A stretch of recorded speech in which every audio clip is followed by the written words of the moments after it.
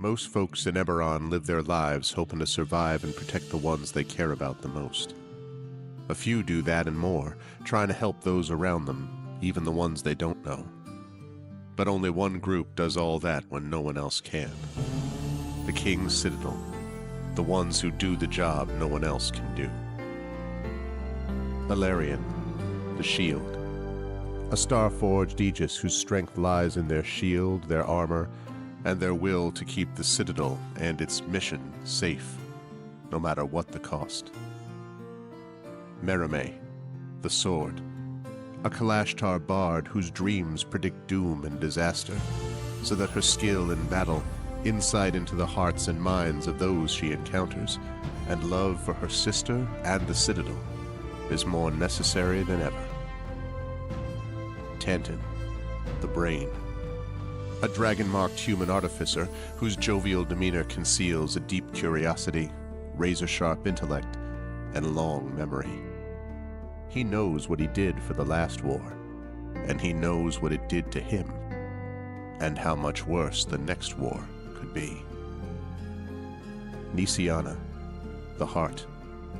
A dragon-marked halfling healer whose love for her sister is matched only by her desire to help and heal the members of the Citadel. She's grown wiser and more wary, yet even in the midst of doubt, hope remains. Rowan, the Wild Card. A human wild magic sorcerer who's played a dangerous game for most of his life. He's gone all in to save his friends, but they aren't the only ones sitting at the table.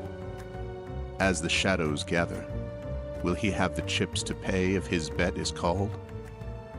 These 5 elite operatives came together to aid the salvage outpost of Salvation, where the Grey hovers nearby, a threat and a promise. With the Oracle of War, they found an artifact powerful enough to end a war, or begin one. They traveled to Sharn, City of Towers, to unravel the Oracle's mysteries while stopping assassination attempts from the terrorist organization known as the Emerald Claw. They found Sky Blue, the daring thief tied to the ancient draconic prophecy, and stopped the Claw operative Arulin Karnak before traveling back to Salvation and into the Grey to repel a warforged invasion and take the fight to the Lord of Blade's secret fortress Razorcrag. Capturing one of the Claw's most powerful lieutenants and sent to negotiate peace with the nation of Thrain, they survived another assassination attempt and saved the Thrain's leader from the continent-wide vengeance of the Undying Court, only to discover they'd been betrayed by an ally who was not as she seemed. Now the King's Citadel must stop the Emerald Claw once and for all, using their new knowledge and new allies to finish the Claw and gain the information they need about the Oracle of War before it's too late. But can they learn the Oracle's secrets, stop the Emerald Claw, and discover the deepest plans of the Lord of Blades? Only if they remember that in the end all they have is each other and the King's Citadel. Long live the King. Welcome to Eberron. Welcome to Corvair. Welcome to the world within and without Salvation. Lovely stuff as always. Welcome, everyone. Welcome, Arvanauts, to a Saturday stream. It is January 4th, 2025, in the year of our Lord, etc., etc., and it is great to see everybody for day 67 of D&D with I&B. It's Dungeons & Dragons with Infinity and Beyond, Eberron, Oracle of War. This is part 4 of From Dust as we begin 2025. In this campaign, with what I think is going to be a really fascinating one today, and that has to do with some mystery, some exploration. Will there be any combat? We'll find out. But before we get there, just a couple of reminders about ways to support the channel. If you have not done so already, please follow the channel. Please check out our YouTube with !ArvTube. And if you're watching me over on YouTube, welcome and thank you. And please spread the word. Remember, every new subscription over on YouTube is a new record for us. We're trying to get to 1,100 subscribers, so please do hit that subscribe button. We're only about 13 or 14 away at this point, so please do subscribe. It's free for you to do that, but it really helps us out, and we would appreciate it very much if you would subscribe. Thank you, thank you. On the Discord front, !ArvCord is where you can hang out with the Arvanauts in between streams. I am so happy that the Discord bot is now working as it should, so we have notifications. We had an automatic notification go out today. We had an automatic notification go out last night for the community D&D with the Shadow Cruise thing. So it's all working. Yay, it's one less thing that I have to worry about when we get a stream started. So that's awesome.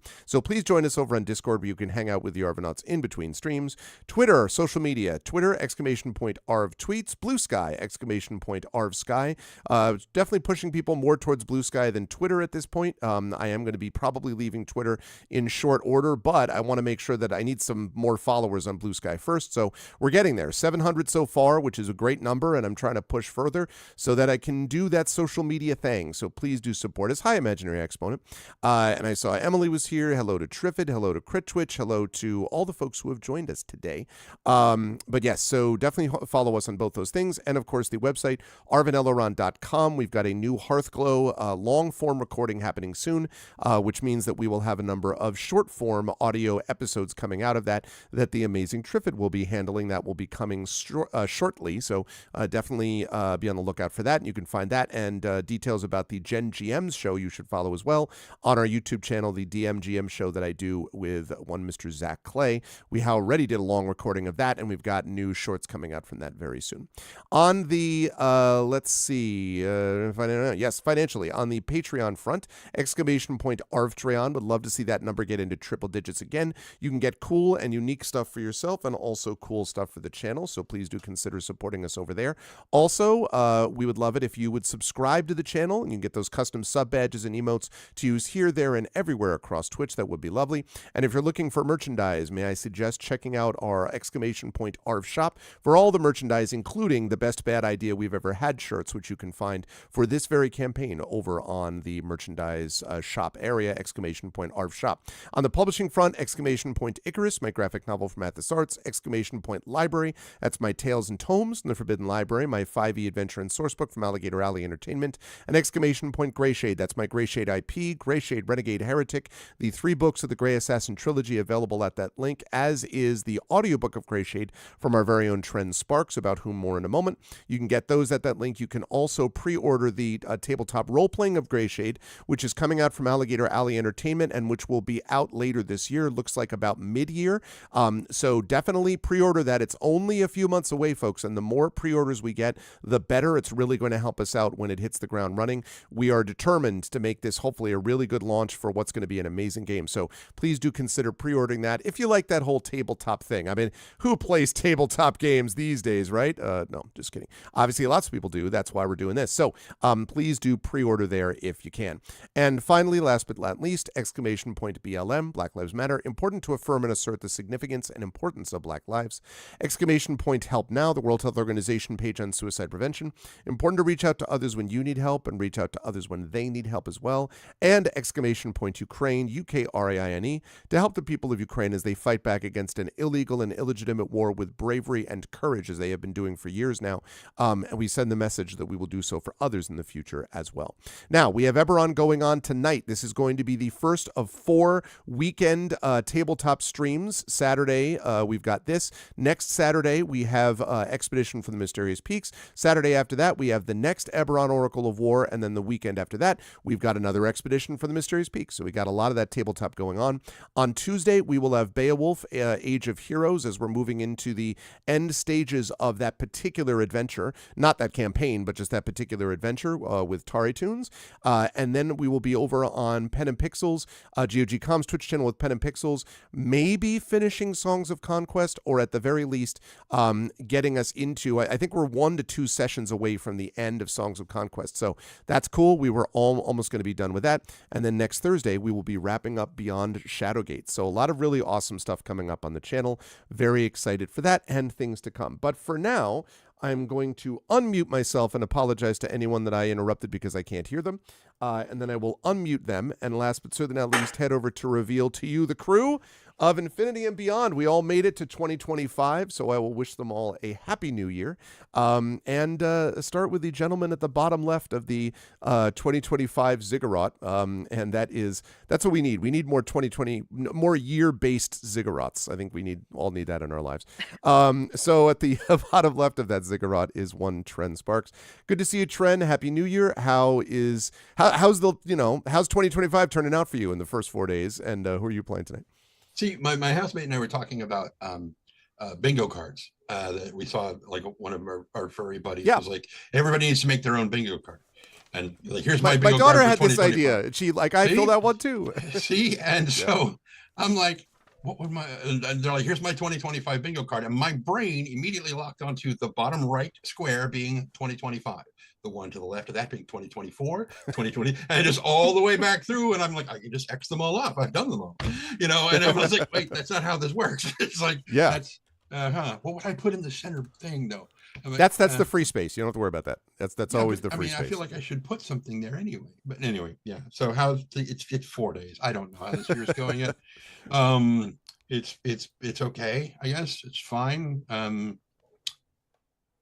Hi, I'm Tren. I'm a professional voice actor who lives out here in somewhat gloomy California. And I am playing... No, that's not his name. Mia Tanton. Thank you. That guy. See? Let's see what an incredible impression this character has made on it. Yeah, I tell you. On his creator. It's all right. I was going to say he's been playing it for 14 levels only, so it's not like it's not a big. It's kind of almost 14. Just broken him in. Yeah. Just whatever. What did you say his name was? Mia Tanton. Is this T?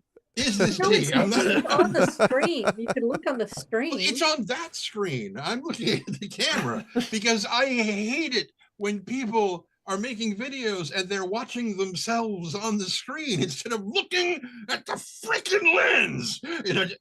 Anyway, so his name is Miatanton Takashaw de Kenneth of the House of Kenneth. He is a dragon marked person. Artificer. Thank you. Do you want us to send I was just going to say, you guys do my intro. I just do it, apparently.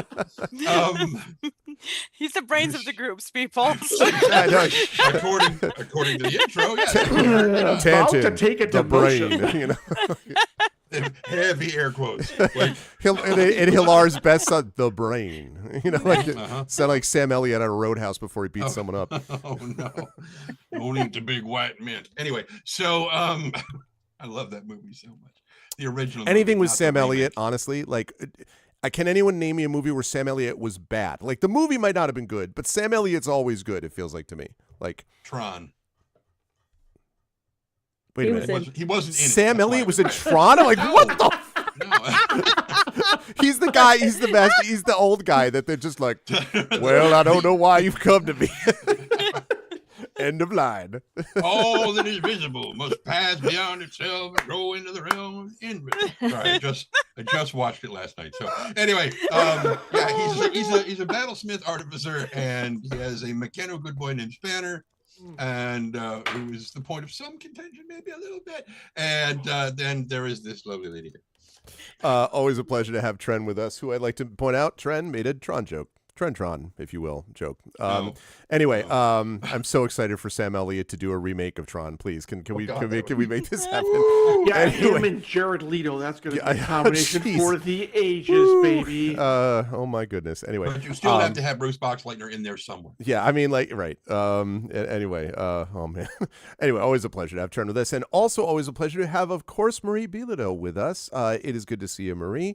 Bonne année. That's not quite right. No, that was good. Yay. So I hope all is well with you. How are you doing? Is there how is the first same question, like how's 2025 working out for you in the extensive time you've spent in it, and who are you playing tonight? It's see someone's gonna be like, this year's been tremendous. I'm just waiting, like it's gonna be great. On the first day of 2025, I learned about maggots. Oh yeah, I saw some reference. The reference. I'm like, oh No, I Yeah. can continue. Do you want me to keep? No, I'm not gonna please keep don't. saying. That'd be great. Do you want to hear instead about the 24th of December, Okay. which I don't know. is Do the I, Marie? Only you can know this. Approach with photographing caution. it. So, that is the 24th of December is the Réveillon, which is a traditional like Quebecois Christmas time where you stay up till midnight, then you go to midnight, used to go to midnight mass, and then you'd come home and eat supper, and then you'd open all the gifts, and then in my experience, all the men would be asleep by 5. The women would clean up and then play games till like 8 in the morning. So that's like, that's the Réveillon. We do it very differently now. We like meet for supper and then we're in bed by 10. But the good thing about the Réveillon as well is we have a bûche. And I believe it's called a Yule log in Anglais. And this bûche is like it's a traditional dessert, and we never made it homemade at home. Like we just didn't. But then here comes Carrie, and Carrie is like, "Yeah, we're gonna make a homemade bûche for your family. That's how it's gonna be because we host." So Carrie has to like bring it. Right. So what she made is the rolled part Yep. was gingerbread. Okay. And then inside of it, it was cream cheese with eggnog. Eggnog then- cream cheese. Okay. Uh-huh. And we learned that, eggnog has emulsifier in it, so it was a little bit more leaky than usual, but it was so delicious. It was like cheesecake inside, and then on top of it, the frosting. Traditionally, there's some frosting so that you get your bush design on it. It was a cinnamon frosting. Oh. So there you go. That's what I will tell you instead. That's You're much welcome. nicer. Thank you. Thank you. Yes. Welcome. That's I got your backs. I do. That's I much do. better. Well, only after threatening us with the potential drive-by of guess what I found out, and we're like, wait, like we don't want to know. Actually, like I sang. What do you? Yes, later so you're like, yes, it was the singing. Well, that sounds like it was not what you just said. This later thing that you said was delicious, and in that spirit, I'm glad that we've started out 2025 the way we ended 2024, which is Marie telling us about delicious things that we are all currently not eating. So in that spirit, how since that seems to have gone well for you, Marie, who are you playing tonight when not eating delicious Yule log stuff? I am playing Mirime Hawksmoor. I am a College of Sword bard. I like to stab things. I like to sing. I like to cast some magic things. I like to hang out with my friends and my sister, and I am really excited about tonight. That's right, and you are also apparently the only remaining person who can decode the prophecy, the draconic prophecy. So I'm sure that should be fine. No pressure. That's because you kill people. If you didn't murder, you wouldn't have this problem. I balls and strikes. That's all I am. Just a ref. Always a pleasure to have Marie with us. Also a pleasure to have. You could do the. I like to sing and stab. I like to sing and stab. Yeah, and then you're murderer. I was gonna say, yeah, exactly. I was waiting to be like this before or after you puree people with your flourishes. Murder hobo. I am a murder bard, sir. Exactly. I'm a murder hobo in French, which makes it much nicer somehow. Anyway, always a pleasure to have Marie with us. Also a pleasure to have Brandon O'Brien with us. And by the way, Marie and Brandon will be with me next month. I have sent them information on this now for our event happening at St. John's University, my university, which is called A Time for Tales, Storytellers in Conversation. And they will be joined by Brian Talwara, and they will be speaking in front of hopefully a group of hundreds, I don't know, but a group as many as we can assemble, about storytelling in this current modern age and where they see things. I'm super excited that my department is sponsoring it, and most of all excited that I'll get to see all my friends in person as they do this. So they will be here, but right now Brandon is with us virtually. So Brandon, good to see you. How are you? How is the new year treating you, the first 4 days of it, and who are you playing today? Oh, you're muted. You're muted. Oh. My God, what just happened? There. I am unmuted in the thing. My mic hated me just now. Hello. Oh, Hi, no. everybody. Can you hear me? Please Yes. tell me you can hear me. Yes, we can hear you. Grand. Hello. Hi, everybody. Happy New Year. Productivity is a sham. I set very eager goals for myself. I tried to be restrained this time just to be more productive. This entire week has not been good to me. This is mildly resolving itself now. Immediately after this call, I am going to go right to bed, and I'm going to get back up and do a lot of work. Hopefully, question mark. But yes, this year has been good. so far, I mean, I am alive. There's that. I have done the thing that I always do, the thing that I told everybody that I will be doing a recap stream for on my channel very, very soon, which is I spent the last hours of 2024 watching the NHK Kohaku Utagasen, and then I spent the rest of the day being asleep. So that was fun, listening to pop songs and listening to Iori and my good friend Noel, who just so happened to be up at that hour watching Kohaku at the same time, have very strong feelings about Korean idol group uniforms. And how much classic rock is so much better than listening to boy bands like squeak their shoes against shiny glass floors. But yes, I love how everything you're saying, by the way, gets like more specifically focused in a direction I might not have expected. You know, where you're like it's like listening to this, and you get to the squeaky shoes. I'm like, I no longer know where we're going. I'm just gonna listen because it's great. One of these days actually will be hilarious because you actually do perform. You are actually a musician. One of these days, if you are free at like 8 a.m. Central Time on the 31st of 2025, I'm gonna bully you to also watch it. Yeah, listen, man. You know, could see it.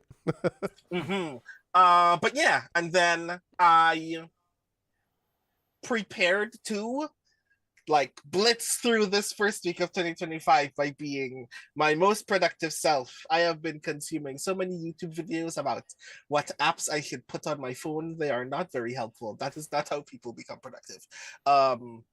So this week I'm being patient with myself, and then very soon next week my goal is to be as kind but as responsible with my capacity to do work as possible. We are so close to finishing Grey Shade. I just want to put Grey Shade in Grey's hands. So do I. I want to see it because I'm so excited. So yes, I am renewed. We're gonna see how long that lasts, and we're gonna see how long that lasts for Rowan as well. Hello everybody, I'm Brandon O'Brien. I am a poet, writer, and game designer from Trinidad and Tobago, and tonight I will be playing Rowan Shallow, the crew's resident explosion expert, the wild magic sorcerer whose magic is gone, and he has forgotten where we are and what we were doing the last time we were here. That's fine. We'll handle that with a recap. I can say that disintegrations were in our past, and we'll see if they involve our future. Yes, that did in fact happen. I did in fact turn a giant soldier covered in bones into a giant pile of ash covered in ash. So that was fun. Yes. You also got scolded. Yeah, and then got I scolded was also for scolded. it. Yes. I will Well, give not you for that one, such for a... the other one. Yes, Because, yes. Right. Yeah, that one was fine. It was when you went the next stage. You just, like, no one ever talks about the guy with bones, children, little children with bones. Brandon knows that Rowan deserves it, but Rowan does not know that. Rowan does not know still it, believes that was undeserved. But yes, we shall see how that goes on from this point onward. Very excited for that, and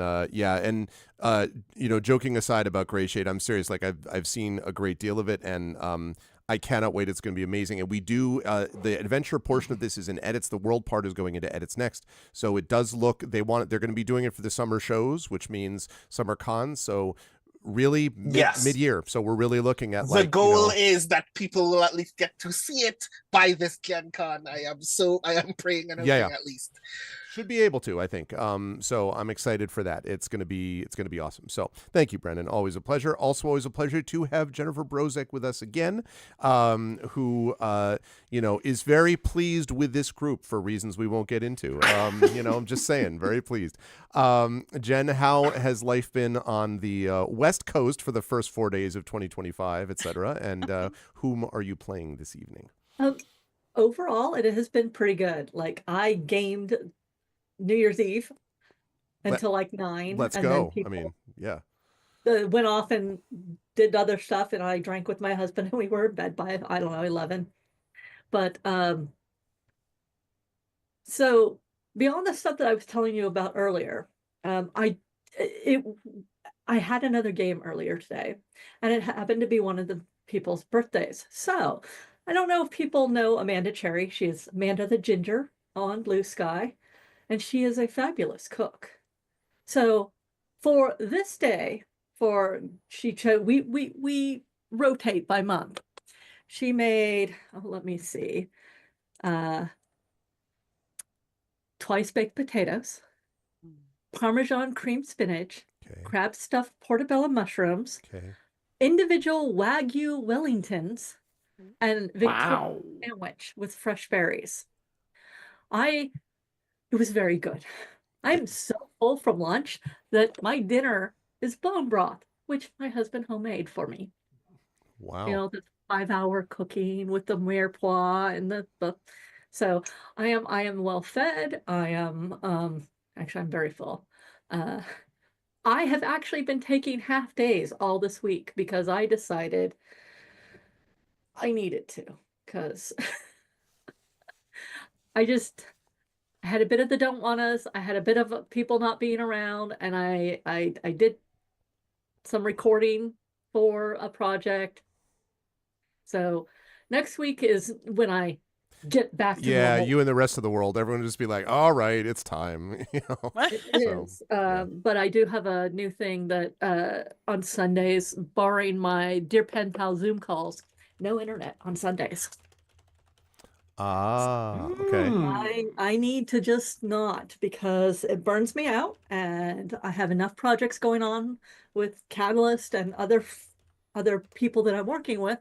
And I'm like, okay, I need to not do this. Plus, I had declared it to be the year of the unfinished book, because I have started like dozens of novels to read for fun, and I have not finished them. I thought you were going to say dozens of them to write, and I was going to be like, that's our show. I'm going to end the call now. I was like, no one is allowed to write dozens of novels except Matt Forbeck, and even him, there are other people who write that fast, but I do have novels and stories to write that I am contracted, but I'm going to be reading for pleasure. I am decluttering this year. Our first project was Thursday. We went through the pantry. I found food grade vinegar from 2013. Nice. It's a great year for vinegar. Yeah. Good. Yeah, great year for I'm vinegar. just like, I have decluttered this pantry. What the hell was this? So, also 1,000 quart Ziploc bags, which I have now distributed among my friends, because 1,000. 1,000 1-quart Ziploc bags? Yeah, I thought it was I had the same reaction. I'm like, 1,000 quart bag? I'm like, what? No, you're right. 1,000 1-quart Ziploc bags. I'm going to throw that in the van. We'll be over in a while with the 1,000 quart bag. No, the biggest Ziploc bag we have are the 2 gallons, which we use for bone bags, because we freeze the bones for homemade bone broth. Yeah. But as part of the whole being a little bit more gentle with myself, I'm playing Nisiana Di Gerasco, a cleric of Eberron. She is dragon marked healer from the House of Healing, and she believes in you, and she believes in herself. Indeed, and got to show about those things, even if she's not mad, just slightly disappointed. Sometimes I just have to have a conversation with people when they go up to that line and do an interpretive dance that rhymes with bablintegrate, for example. That was the disintegrate part. It wasn't a problem. It was the words he used before. Yeah. Yes. I know, and it was glorious to watch that play happen. And my lovely thing is, like, Valerian has no idea. He never heard it. Didn't see it. Nisiana came over and asked him how to not do collateral damage, because she is now getting up to the power where she can do area of effect spells. Yes, let me point out, by the way, as we move over to John as well. Always a pleasure to have Jen with us. And let me point out that in that spirit, it struck me that what we've really got now, I don't know how many people will remember the classic Nintendo game Pro Wrestling, but there was a character in Pro Wrestling called Starman. And I want to point out, who was one of the best characters in the game, that really John has become essentially a pro wrestler. And I know this is going to click well with Brandon as well, because I know about Brandon's love for things of this nature. There's a great deal of anime in 80s level pro wrestling, let me tell you. And I just struck me that really Ilarion was just doing a from the top rope, to destroy zombie horse handlers, basically. And if that doesn't make sense to you, then you're behind on your VOD watching, Chad, and you need to do better with that. But it is a great pleasure to have John with us. Happy New Year, John. Good luck to your Packers. While we're playing this, I'm going to hope that that the Steelers decide to actually show up for a game instead of the last 4 weeks. But either way, I look forward to them losing in the first round and watching the Packers play well. How are you doing, and who are you playing today? So, very quickly, I had a realization that pains me greatly. And it's been because there's been a lot of. I'll get off the sports ball reference in a minute, but since you brought it up first, I feel compelled to respond. I am very concerned that this year the Packers are the Cowboys of the NFC North. Oh. And if you know, you know what I'm talking about. Yes. Well, they did it to the Cowboys last year. Yeah, we might get it done to us this year. I'm very concerned. Anyways, we'll see what happens. I know you guys kind of got a bum rap too the last couple of games, so we'll see how it all shakes out, man. Agreed. But your coach still has that winning record of like 18 seasons. I know it is, which no one cares once you hit the playoffs. It's like Tom Grassi says when he did the Chiefs, like, oh, good, thank goodness the preseason is finally over. Now we can finally get to the real season. I know.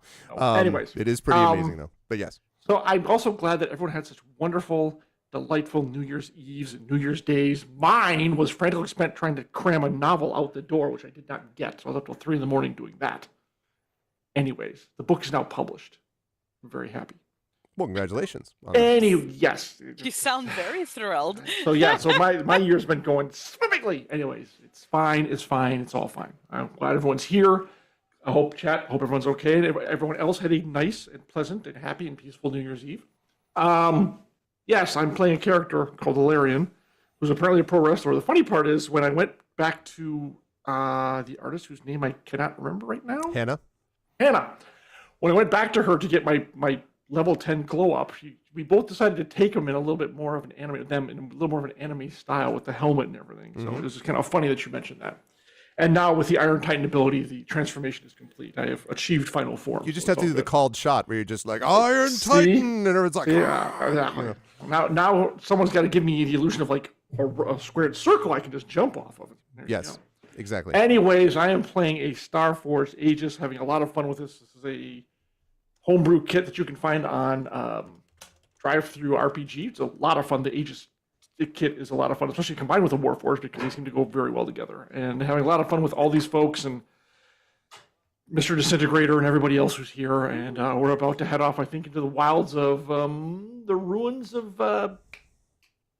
Seer, sorry. I was going to say, Maror holds first to find out about the ruins of Metrol. And I'm sure this will go swimmingly. Oh, yeah. What could possibly go wrong? Possibly taking on the Emerald Claw, possibly taking whatever else is infesting this place in the gray. Who knows? It's going to be great. It's going to be amazing. It is a great pleasure to have this crew with us. I'm very excited to have them back. And with no further ado, also excited to have Chat back with us. And Chat, let's do this thing. I'm going to fire up some music here. And let's talk about what happened in our last session. We had a set of, I would call them sort of duet role plays, where we had people talking to each other about certain things that happened. In particular, Nisiana demonstrating a little element of disappointment with Rowan's stated reason for disintegrating certain creatures that are threats, and with Ilarion for deciding to become a pro wrestler, more or less. And in the process of these discussions, found out something about themselves and what they all are going to value.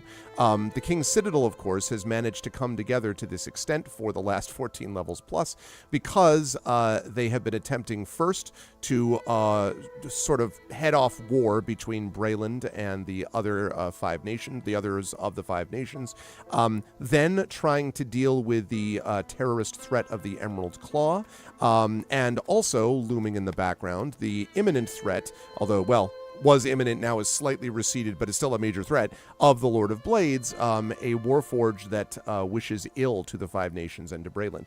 And all this while also trying to figure out their own individual life paths and sort through those and their traumas. It's been an eventful time, is what I'm saying.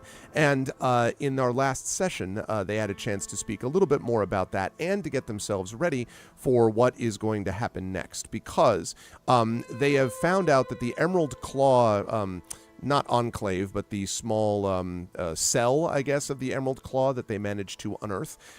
They managed to defeat them, but they had been planning the Emerald Claw cell, an archaeological expedition to a city known as Metrol. That is the former capital of Seer, which was destroyed when the Mourning happened, the thing which ended the last war, and about which, as we've discussed several times on this show, Tanton is intimately familiar. He was not there when it happened, but it has haunted his dreams and his nightmares. And there is the very real possibility they may have to go back there. But they can't go back there yet, because first they have to find who it is that can give more information about what the Emerald Claw might have been seeking and what the sort of deeper purposes and meanings of the Emerald Claw's activities are.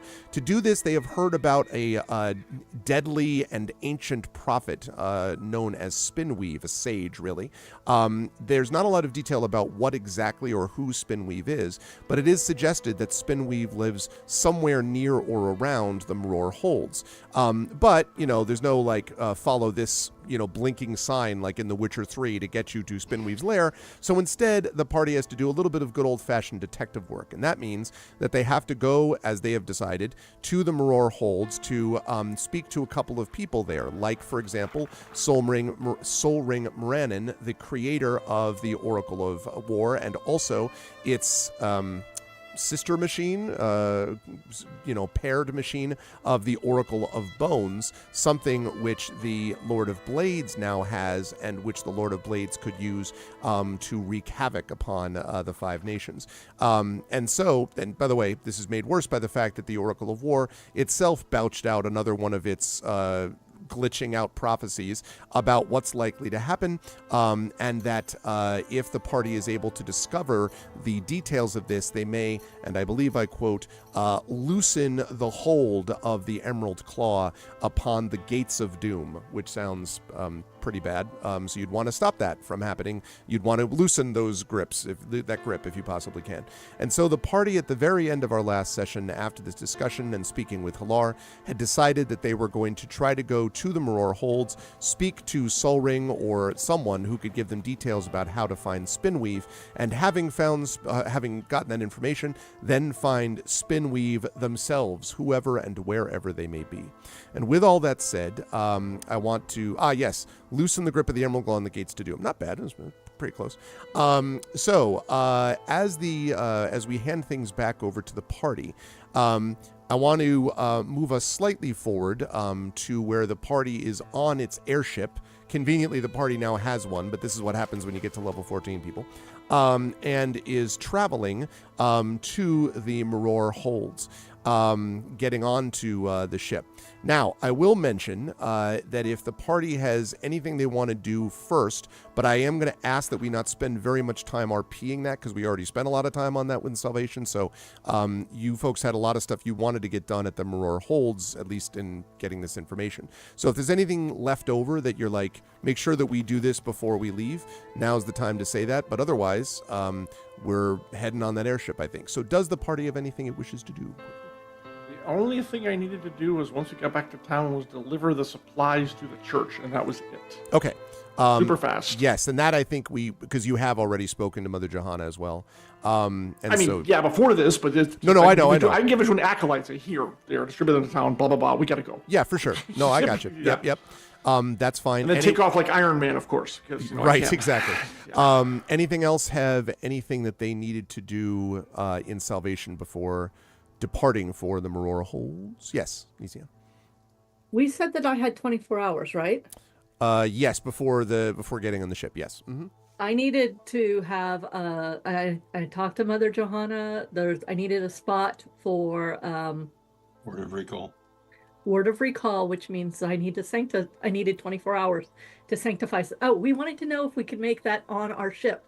Right, and the You answer said to no. yeah, exactly. Not that way, but you can do it with Mother Johanna's chapel, such as it is, although it's been through hell and back, but it's more or less under repair now, and has been in better shape than in previous months with it, I would say. So, yeah.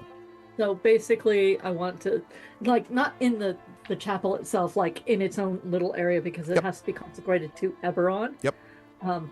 With her permission, of course, Yep. and the reason we want to do it, so that I have word of recall set up, so that if we are about to go and do something really, really, really, really, really bad, or we need to really get out, and Rowan is down again, or something. Again. You just bamf back to the sanctified area, basically. Yes, and I can take, I believe, 6 people with me.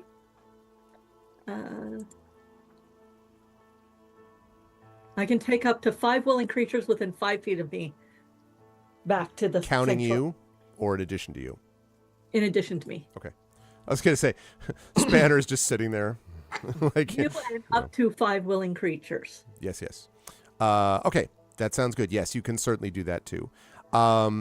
Marame, Rowan, Tanton, anything else you wanted to do before leaving? Oh, one last thing. I'm sorry. I should have mentioned as well that there has also been some discussion between Rowan and Fjarlin, a little bit about the House of Shadow and about what needs to happen when they are there, that when they are out, no particular like quests per se, but information that Fjarlin has been giving to Rowan about potential concerns that the, if you will, intelligence community has about this trip that they're about to take.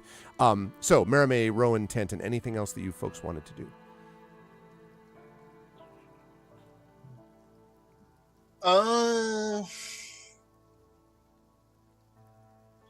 I am rereading the text for the teleport spell. Okay. I want to be aware of how much work I still need to do if I wanted to establish like a permanent teleportation circle here. right next to the word of recall. You notice, chat, how as the levels increase, the paranoia and the experience increases, the paranoia increases. So the party's like, I want a word of recall. Can I put a sanction? Like, I'd like to put a teleport circle. Like everyone's got like a, how do I get out of? You realize this leads eventually to liches and phylacteries. Stronger. You know? Just saying. The convenient thing about us getting stronger is that everything can still kill us. Yes. So. Yes. Agree. Whenever necessary. Yeah. Agree. So if you're able to sort of look at that and see, I'm trying to think, though, about whether you would have enough time to establish a permanent teleport circle. I would need to look again at the description. I don't think so, right? You have to cast it every day for a year. That's what I thought, yeah. So I don't think you have time to do that. 24 hours is one thing. Wait! An associated object still solves this problem. I guess I steal something from... That's an anchor for teleporting. That's not a teleportation circle. They're different spells. Well, yes. Mm-hmm. Okay. But an associated object take a still gives me rock. 1 to 100. But that's not what Rowan would do. I know. I'm just saying you can take a rock. Steal something from Alar's place. You know how much he owes us? God. No, yeah, exactly. I think I'm just gonna. You know, I'm right here in the room. No, I'm just kidding. Hi, Halar. I'm just going to borrow this spoon for reasons that are not important to you, but will be very vital at some point in the future. Hang on, not matter at all. That's my coffee stirring spoon. You can't take that from me. You have looks in drawer, dozens of other teaspoons. They're not for coffee stirring.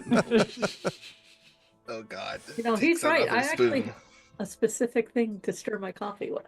See? So you I don't blame you. I have a favorite fork. Yeah. No, for sure. Are you actually taking it from Halar to use for this use? Yes, I am going to keep this spoon. All right, so you have gotten. So that means it is an associated object that should responsibly mean that I have 1 to 100 roll to teleport to Halar's place whenever necessary. Okay. Good to know, and definitely remind me about. I can't wait for in the heat of battle to be like, I pull out my teleportation spoon and me to look at you like you have two heads, and then go, oh yeah, the he's got to say spoon. spoon. Yes, that's obviously very spoon. important. Yeah. The city, great battle cry. The city, the city. While Anyway, I'm setting up my word of recall sanctuary, can you identify the dagger and wand we took from? No, Tantin can. I can't. Well, you have. Yes, that's what I was about to say. I was waiting for this conversation to finish and say that's what Tantin does. He spends some time identifying the wand and dagger that we got from that Russian ballerina Giselle. Okay, right. I was very much like, Russian what were we talking about? Like, yeah, I'm not sure where that came up. Yeah, sure. It's from the Hunt for Red October. I love Hunt for Red October, but Tim Curry's character, the doctor, they're having dinner in the captain's quarters, and he says, "You remember that Russian ballerina? You remember the Russian girl Giselle? You remember how beautiful she was?" Anyway, so that's I always think of Russian ballerinas whenever. Spork of many places, exactly Proxima. Okay, so yes, and the two things we're looking at is the dagger and the wand, right? And Brandon, remember, I think that taking a spoon trick, I think that only works for like 2 weeks, and then the connection to the original location fades, and you'll have to go and get another spoon. So. The text that I see says it has to be taken from the desired location within the last 6 months. So I guess that's how long it would last. So yeah. Right. Yeah. Practically 2 weeks. Yeah, I mean, we're gonna destroy the Lord of Blades before that happens. Yeah, I mean this trip's about 7 months, but no. God damn it. God. Okay. But we have the beauty of the montage, so we won't actually have to do it that way. Okay. So, yes. So let's talk about those things. The dagger does not appear to be anything unusual, Tantin. It's just a regular dagger, not even magical. In good shape, but nothing special. The wand, however, is interesting because it doesn't have any specific spell that is associated with it, but it unquestionably is radiating magic, and the magic is enchantment. But you don't know, but there's nothing specific about it. Like, it seems as if it might be keyed to a specific thing, like you use it to do a specific thing. It's almost a locally relevant spell, if that's the thing I just made up, as opposed to being a broader spell that's associated with things like it's a wand of lightning or whatever. That you can't tell. So it seems like it was just unique to something, although you don't know what. I passed that information along. Okay. Okay, and then last but certainly not least, Marimé, anything else that you wanted to do? No, I'm going to, as we travel, I'm going to, just kind of try to reconnect with, like, see if I can get anything from the choreo from my mentor or anything like that as I dream, but that's just, I nap. I have naps, Greg. I have naps. Yeah. There is one thing I want to note, Marimé, which is that as you are napping, what keeps entering your head. Now, typically, the way that you have dreamed to this point, as you've described it, is there's a kind of almost meditative process where you sort of, drift off into sleep, and then the dreams themselves are quite vivid and sort of narratively associated and whatever.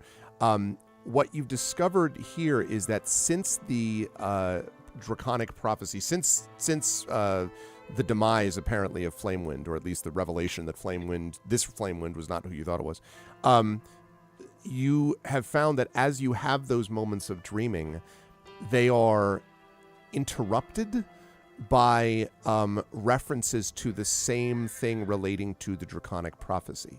So in this case, there are splashes of green, specifically emerald green, and gates, doors that are closed, right? And I'm using it advisedly. It almost feels on the nose, really, because it's almost as if it's very difficult for you, A, to get super restful sleep, but B, to be able to do what the Clashed are capable of doing, which is to be able to really use their dreams to discover things, to venture far afield, and so forth. There's a bit of interference, might be the way to describe it, from the prophecy. Okay. I will mull upon that and yawn a lot. Okay. Yeah, I mean, you're not exhausted. It's not No. having that effect yet. But it's definitely not great because you've never had that experience. Okay. Otherwise, though, you folks are able to take your airship. Now, I should say that your airship is the one that you originally took back from the capital of from Karnath, the capital of Karnath, and you were able to travel back. Hold on a second. Why are there fireworks on? Really? We already had fireworks. Get the hell out of here. Really long fuses. Oh my gosh. Yeah, I know. Happy New Year, January 4th. Anyway. Some people were just too busy being concussed on New Year's Day. I guess so. They didn't know what day it was. These are pretty big ones too. Like they're like definitely the more professional varieties. Leftovers. Yeah, exactly. We have a few left. We gotta use them before tax time. Yep. Happy New Minute. Happy New Minute. Happy New Minute. Happy New Minute again. Okay. So you folks are so this ship anyway that you were on is both fast and under the circumstances reasonably secure, at least more. Like you've had bad experiences, let's say, with airships and security before. This one, for a lot of reasons, seems to be better suited for your purposes, in part because it is not a large crew and it's not a huge ship. What it is fast and difficult to actually spot. Because A, it can go a little bit higher than most detection spells and such would be able to determine. And B, even if it were detected, have I mentioned it's fast? Because it's fast. It's very, very quick. And that's probably better than taking something like the Argonth, which is enormous and very difficult to penetrate its armor and so forth. And then, maybe is susceptible to being taken over. Not that that's ever happened within the last few months. And so your ship has been able to do this. Incidentally, does anyone have, because this is up to you, do you have a name for your airship? Because you could name it if you wish. Bullseye. Bullseye the nation. That sounds like a terrible idea for a dirigible. Its name is Slow Moving I'm Target. just remembering what happened to our last airship. Thank you very much. We still don't know how that happened. Why don't we call it dart. wreck? Yeah. Lawn dart. Yeah, Yeah. exactly. Uh-huh. Oh my God. Don't you mean Jart? Is that what we're talking about? The Jart. Icarus. No. Really? How about you call it Titanic? What are they? Come on now, people. Because it's not Titanic. Well, The Carpathia. There we go. the Carpathia? I'm just throwing things out there. Okay. That's the ship that saved the people from the Titanic. Yes, there you go. Oh, right. They didn't save us from when our airship blew up around us. They weren't even around. So, does this ship didn't come with a name? It was just blank. No, It did not. It was one of the Keeper the Silver Flames ships, sort of essentially with her compliments. Ship number one. Exactly. So yeah, it did not have really one that it was called before. It's fairly new too. We should probably call it something like Hiding Place of the Oracle of War. Not the King Citadel ship. Right. There you go. That might be a little bit long to paint on the bow, though, I think. Maybe. Oh, yeah. Not the King's Kindle ship. we could call it, actually call it something like, name it after a creature that is very fast in this world. Or we could call it, this is Trent saying it, not Tant is just sort of staring. We could call it Throne Holds Hope. Ooh. I like that. Yeah. Yeah. Anything that's like involves something or other's hope is probably going to work out very well. Well, especially Yeah. Thronehold, since Yeah. that's the treaty that ended the last Yeah, war. no, I know. Throne. all A little on the nose, but okay. You know what? Sometimes we can be a bit on the nose. Not like we're subtle. I never said anything about subtle, no. God knows we are not that. Throne holds Hope the airship. I do appreciate chat giving us some suggestions. We had the deep one, Fart in the Wind. I don't think that was going to work. Unladen swallow. Long shot, the good ship Lollipop, Unladen Swallow. Yeah, I'm I glad thought no one said Airy McAirship. I was just about to say just- airship right? McAirface or whatever. Yeah. I'm glad we didn't do that. All right. So with assuming the party's okay with this, Throne holds Hope is going to continue, and we are going to move over to the map here, chat, because we begin here, and I have this urge to do like this. The dotted line thing where it like does the, I was thinking Exactly. I was literally thinking between I was literally thinking between that and if you had the power to turn this into an old school Final Fantasy 7 overworld map. Oh God, that was the best part of any Final Fantasy game. Anyone who's ever played this knows this. When you get the freaking airship and you spend 5 minutes being like, no random battles, just flying around and like, oh God, oh man, it was so good. And they had the happiest little jaunty tune too. Yeah, exactly. Yeah, totally. And suddenly you were like, God, we need more money. All right, fine. Land and we go running around. Exactly. But the ship actually goes, and this is what you all decided, goes essentially this way. Around the Mournland. And the reason is that it seemed like not a good idea to anybody to be going directly into the Mournland right now. And so, and also the ship is, as I said, quite fast. And so you head north over the Burnt Wood. Very appropriate, by the way, that it's called Throne Holds Hope, because if you let me zoom in for a minute, you will notice that you will pass directly over the aforementioned Thronehold, which is literally right here. So there's Thronehold, so very appropriate that the ship passes over it. And then east over Korth, where you folks were before, the Nightwood, the Ashen Spires, over the nation of Karnath. Obviously, Karnath cleared you to do this. Again, it is the ship that came from Karnath. Over Ice Top Mountains, and eventually ending up here near the Iron Root Mountains and the Maror Holds. As you are sort of traveling on this way, from Irontown on the southern shore of Lake Dark, and that is right here, Lake Dark, you follow the lightning rail line to the rocky heights of the Ironroot Mountains and the dwarven city of Krona Peak. And that is where you're actually going, because that's where allegedly Sol Ring is, that's where allegedly others are. And when you arrive here, when you get down to this spot, the first order of business, I assume, but correct me if I'm wrong, is to try to track down Sol Ring. Is that? I don't want to assume. Is that right? Okay. Pretty much. So assuming that you're doing that, excuse me, assuming that that's what you're doing. The name Sol Ring, of course, immediately brings recognition from pretty much everybody that you want to ask. And so the dwarves there immediately start talking more about it. And I think it's appropriate, since I happen to have in front of me the Exploring Eberron book from Keith Baker himself. I think it's important to talk very briefly about the Maror Holds. So let me just mention that for chat and for the benefit of the players. It's probably pretty refreshing to get way out here where nobody knows who the hell the freaking King Citadel is. Yeah, I mean, exactly right. That is correct.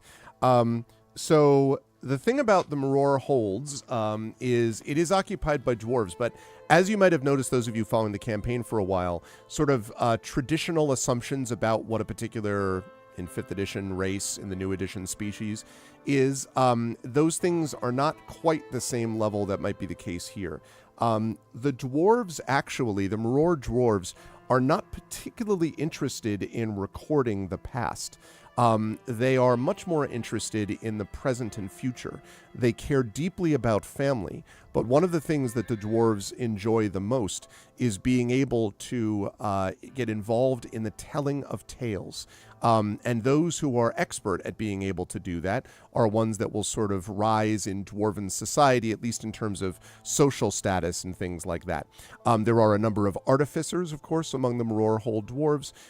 They are, strong and hardy and that sort of thing. But if you imagine dwarves and you think immediately about they dug too greedily and too deep type of thing, that's not exactly as much as what the dwarves are interested in as they are about telling various tales and histories of them. I'm not going to go through all of the history here right now, but I am going to say that the one thing that crosses over from what you might believe about dwarves from the past is that they do happen to love treasure. But the reason is because they happen to love the way that the treasure reminds them of the impermanence of existence and the love of beauty while they are a part of said existence. So they love gifts, they love beautiful things, they love quality work, and they do love things that are durable, in part because that durability allows them to tell tales and pass them down from generation to generation. A lot of heirlooms among the Maror dwarves is what I would describe. And the other thing that I want to note is that the Marorholds are also known for something called the War Below. It is basically a group of enemies that the Maror faced that are known as the Delkir. And the Delkir are exactly the same thing that the Emerald Claw is apparently looking at, these Delkir ruins that might be found below the Marorholds and also might eventually lead them to expeditions into the Morning and to Seer. And so that's a little bit of the, I'm going very quickly through this history because there's way too much to talk about, but it's just to give you a little bit of a sense of what these creatures are like. So when you arrive at the Marorholds to find Sol Ring, it doesn't take you long before you find where the house is. Clan Morannon is the largest and strongest of the ruling clans. The mythical Morannon, from which they derive their house, is said to have been the son of the last king of the realm below, and it was he who rallied the exiles to establish the Marorholds in the first place. And if you listen to tale spinners, the dwarven name for bards, they will tell you that it was the bargain with Morannon that ensured prosperity for the dwarves. In fact, Kol Karan's throne is the largest temple dedicated to the sovereign, which has connections to the Silver Flame, in Corvair. And so Morannon is basically highly respected, and of course Sol Ring among those. So, when you are finally brought to House Morannon and you're brought in to meet Sol Ring comes out looking much the same as before when you knew him. It wasn't all that long ago that you saw him. And his eyes light up when he sees you, and he kind of bustles over to shake your hand, clasp your forearm, slap you in the back, etc. And, it's good to see you, my friends. I knew that you were on your way. I'd heard rumors, but nothing specific. How have you been? I suppose I should know any time that you show up, it means there's trouble in your wake. Trouble you're trying to head off, presumably. Here, please sit. And you sit down. If you wish to sit down, there are chairs that are available there, all of which are beautifully constructed. And you notice that as you sit down in them, they seem to meld to your bodies. And you realize that that's because they have been made out of almost thousands of small little parts that rearrange themselves to your person as you sit down mechanically. And so, super comfortable chair. Imagine like a memory foam, except it's, metal parts, and they're not, I don't know. You know what I'm saying. There was a chair like that in one of the first 3 Shadowrun novels. So there you go. I did not. There's been a little bit of noise lately about people ripping people off. I did not. I'm just saying it wasn't me. Okay, I didn't. I didn't do it. I didn't do it. Didn't do anything. I have nothing here. So anyway, so you all sit down, and he says, "It's good to see you, but what can I do for you, my friends?" Who else is in this room? Right now, only him. Well, and you all, of course. Yeah, thank you. What would one need to do to verify that no one is listening in on or watching this room by mechanical or magical means? You ask him this, Ron? Yes. Okay. He says, Ah, it's one of those situations, is it? Well, he gets up. Now, how many of you, I hope most of you in this call anyway, have seen Blade Runner? Many times. Okay, is everyone at The some first, point? Yes. the first one. I needed to make sure that was on the list. I have in fact seen. You haven't Blade seen him. Runner. Ryu have not. I have not. Okay, so there's a sequence where right before they're about to, Deckard is about to administer the Voight Kampf test to see if Rachel Rosen is an android or a human. It says, I need less light. It's too bright in here. And he pushes a button, and you see this dark shield sort of cover the window and make the room much dimmer. It's a little bit like that. When Soul Ring goes over, he presses a couple of switches, and suddenly you are all conscious of the idea that this room, which is not enormous, seems slightly dimmer. And as you look around and you look carefully, you could see almost a slight shimmering, almost a dark shimmering around the entire perimeter of the room. And he says, now that is an invention of my own construction. It's, you might call it an anti-scrying circle. Nothing's going to be able to hear us from outside of it. There is one possibility. If they were incredibly high level, focused directly upon myself, and knew that we were having this conversation at this exact time in this exact location, then they'd be able to find out what we were talking about. Since no one can know any of those things I've just described, I think you can feel pretty safe here. Fair enough. And just Tanton just sort of a bitter sort of chuckle and just shakes his head for a minute. Yeah, every time. Almost rolls his eyes, but he doesn't say anything out loud. Mm-hmm. I see that, and I just look. I was like, "Yeah, I know." Every time we hear that it's safe, we get attacked. So, a second later, the room blows up. Yeah, I was going to say, is our mind link up? Yeah. If our mind link is up, he's going to be like, he knew we were coming. Yeah.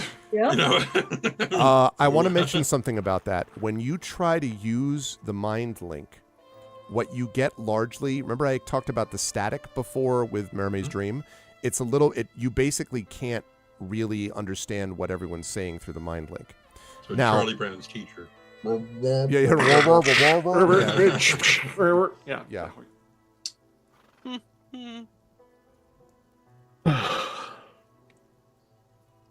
So who would like to begin? Can I turn to Illyrian? I just heard a volunteer. No. I think just look back at you. I don't recall if we asked this before. I can't believe we wouldn't have, but just in case we did and I've forgotten, how do we destroy the Oracle of War? And he sighs and he says, that's an excellent question I've been trying to determine myself. Okay. There's two ways that there's one way that I know of and one that's a theory. The one way that I know of for sure is to engage in a ritual. It's a ritual that involves several artificers, a few sorcerers essentially, along with them, and then, if possible, someone with experience in religious matters, clerics, you might say. If they're all together and engage in a year-long ritual in an isolated place, there is the possibility they could destroy the Oracle. At least that was the theory. That was, of course, also before it was lost in the gray for some time, and it hasn't been operating exactly according to code, as you yourself have seen. The second one's a theory, and that's if you bring it together with something equally possible, or equally powerful, something which is designed to do what the Oracle did, you could essentially bring together a positive and a negative energy within it. I guess what I'm saying is, if the Oracle of Bones could somehow be brought to close connection with the Oracle of War, there's a theory that one or both might be destroyed. But it's only a theory, it's never been tested.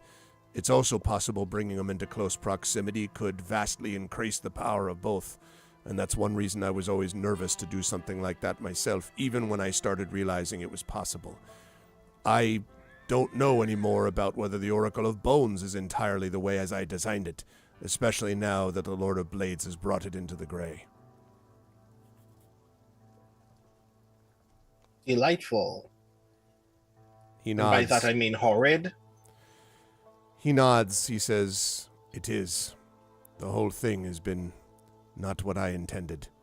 Famous last words, I suppose they'd say." Let's hope not. Yeah, he nods grimly.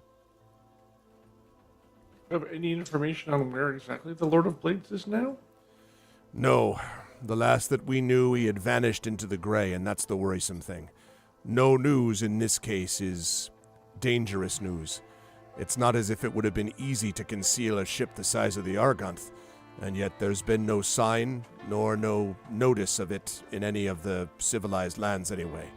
But again, it's not easy to get anyone to go into the morning in the best of times, and certainly not now when everyone themselves is preparing for war.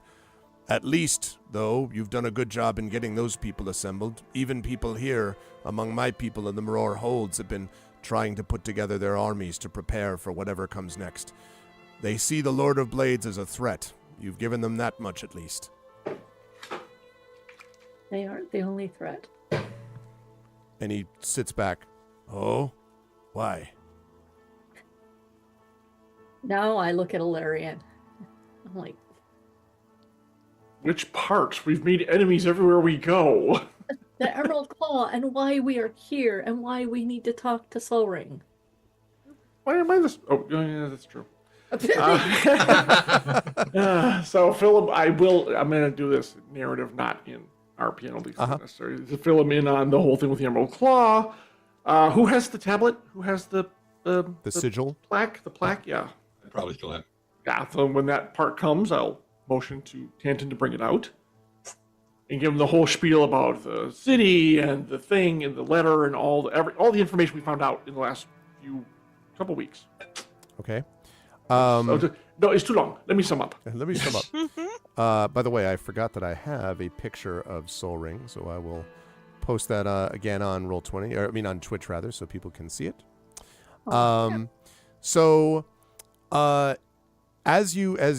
So he gets more and more sort of like grim as you are explaining everything. I thought he was grim before. You ain't seen nothing yet. Double grim, like, you know, grimception. It's grim all the way down.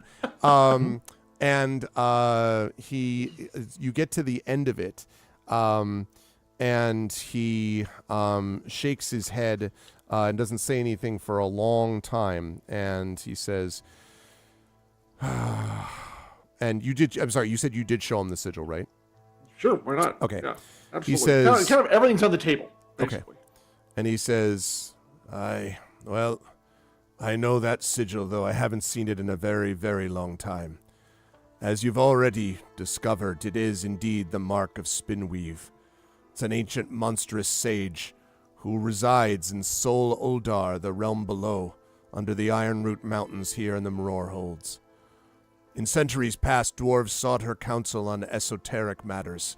In fact, my own clan did it, but it always bore a heavy price. There was eventually even pages placed within our manuals of history. Not that we like to look back to the past other than for inspiration, but there were several rules, and one of them was to be careful and to avoid Spinweave whenever possible. I do know one dwarf, though, not from my clan, Clan Soldarak. His name was Rolforor. He led an expedition to speak to Spinweave not that long ago, actually, and he might know how to find Spinweave, or at least I knew that dwarf. I haven't seen him in over a century, but he lives somewhere around here. Now, it occurs to you that, as is the case often, another similarity with dwarves and the ones you know is that dwarves live a very long time. So when they're like, oh, fairly recently, like, 100 years ago. And he tells you that he might be found, this Rolforor, in somewhere in Krona Peak, which is where you are right now. Rolforor, by the way, is spelled Rolforror. Rolforor. So that's the last person that he knows that has spoken, or at least was leading an expedition to speak to Spinweave. Do you know if they returned? No, I haven't seen them. Although I will say that the places where most of the time the dwarves go after an expedition is a place that they return to often, and that's the taverns around here. The place where he used to go is called the Stone Golem Tavern. I know that because I went there myself. And the truth is that I might know more of where he is, but as you know, I've been away from the Maror Holds a while myself, only solved thanks to all of you. But Rolforor was a great spinner of tales, for sure. It was one of the reasons he was chosen as the leader. He was a charismatic dwarf, always managed to get people to follow him even when it seemed like he was going into disaster. Perhaps that's the only reason he got people enough money and funding and people together to go find Spinweave. I know there were some, including myself, who advised him against it, but he wouldn't be swayed. And if Spinweave had given him the information he needed, well, maybe he used it. I don't know, but I haven't heard seen hide nor hair of him since. Do you know any of the costs that Spinweave demanded? He sighs heavily and he says, 1. My great-great-grandfather made an arrangement with Spinweave. We wanted to know something more that would allow us to be able to build machinery that would be of use in combat and battle. You've seen the example of what we've produced. He also said when he did it, that the items that we produced themselves might do things beyond what we anticipated. I never want to be called a superstitious fool, but seeing what's happened to the Oracle of War, and he shakes his head, perhaps my great-great-grandfather's curse fell on me. So the cost of information was a curse upon that which you used that information with? He nods. So the tale tells, but it also may be an explanation, simply a reason to explain why my great-grandfather failed. We had meant to make an object we could use to help the dwarves of Maror Hold. Instead, we made an object that helped us simply to fight. And he shakes his head sadly. That wasn't what we ever really wanted to do.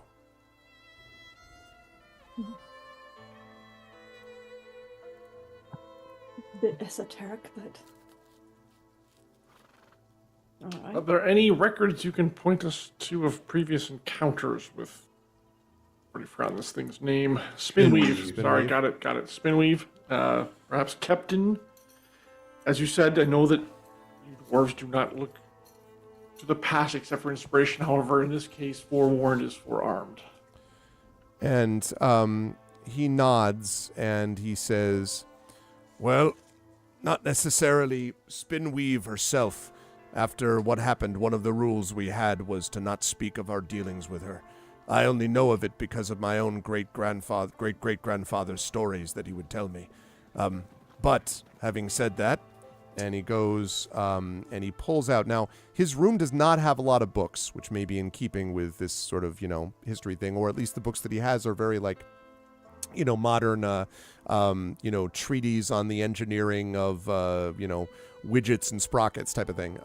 But he does pull out one book which does look older. Spinweave's Bedtime Stories. Yeah, exactly. Spinweave and You. Okay, so... How to consult the sage without going completely batshit crazy.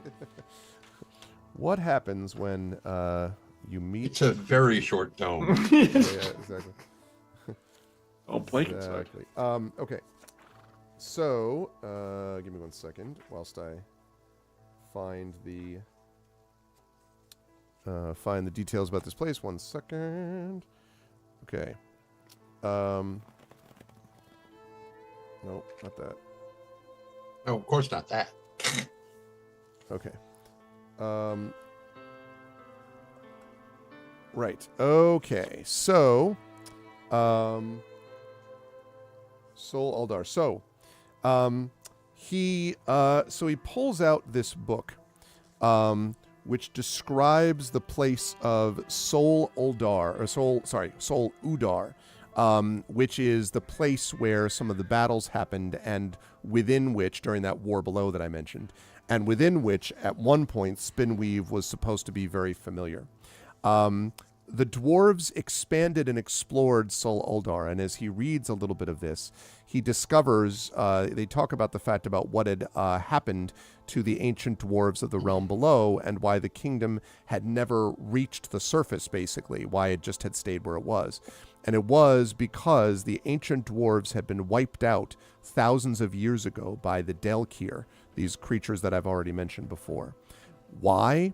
Because Sol Uldar was so deep and so magically infused that it literally interweaved with or abutted the demi-plane prison of one of the mightiest Delkir, whose name was Dern the Corruptor. The explorers down there found tools formed from flesh and bone, and then discovered the creatures that made them. While the five nations were fighting the last war, the Maror fell into Dol Udar, which is called the War Below, which I've already talked about before. Now, once the last war ended, the War Below essentially came into somewhat of a stalemate, where the Delkir were basically sealed within great doors of stone, metallurgically and magically infused, and the dwarves remained on the other side of it. So that the realm below is still a glorious possibility of treasure, of incredible invention, and so forth, but also an incredibly dangerous threat, because presumably it is right near a place where the Delkir would love nothing more than to get out and escape and start causing problems again. Spinweave knows something of this conflict, allegedly, and certainly knows about the things that would have interested, let's say, the Emerald Claw. But maybe this is starting to make a little more sense as he describes things to you, why the Emerald Claw might be interested in finding something that was involved with this great yet foreign weapons of war, right, and combat and things like that. Perhaps that explains a little bit about why they're interested in finding more of it now. But in any case, that is basically what he knows, that Spinweave knows about this place and presumably at some point lived near where this battle, the War Below, this war had taken place.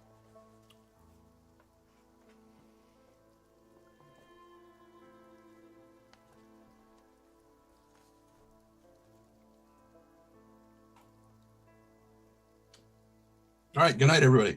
So that Sorry, happened. distracted by a dog-sized raccoon that just wandered through my backyard and set off my alarms. Oh, no. Aw! Awesome. Big. Yeah, big record. Again, awesome. That's fantastic. I love raccoons. They're my favorite animals. Little trash pandas.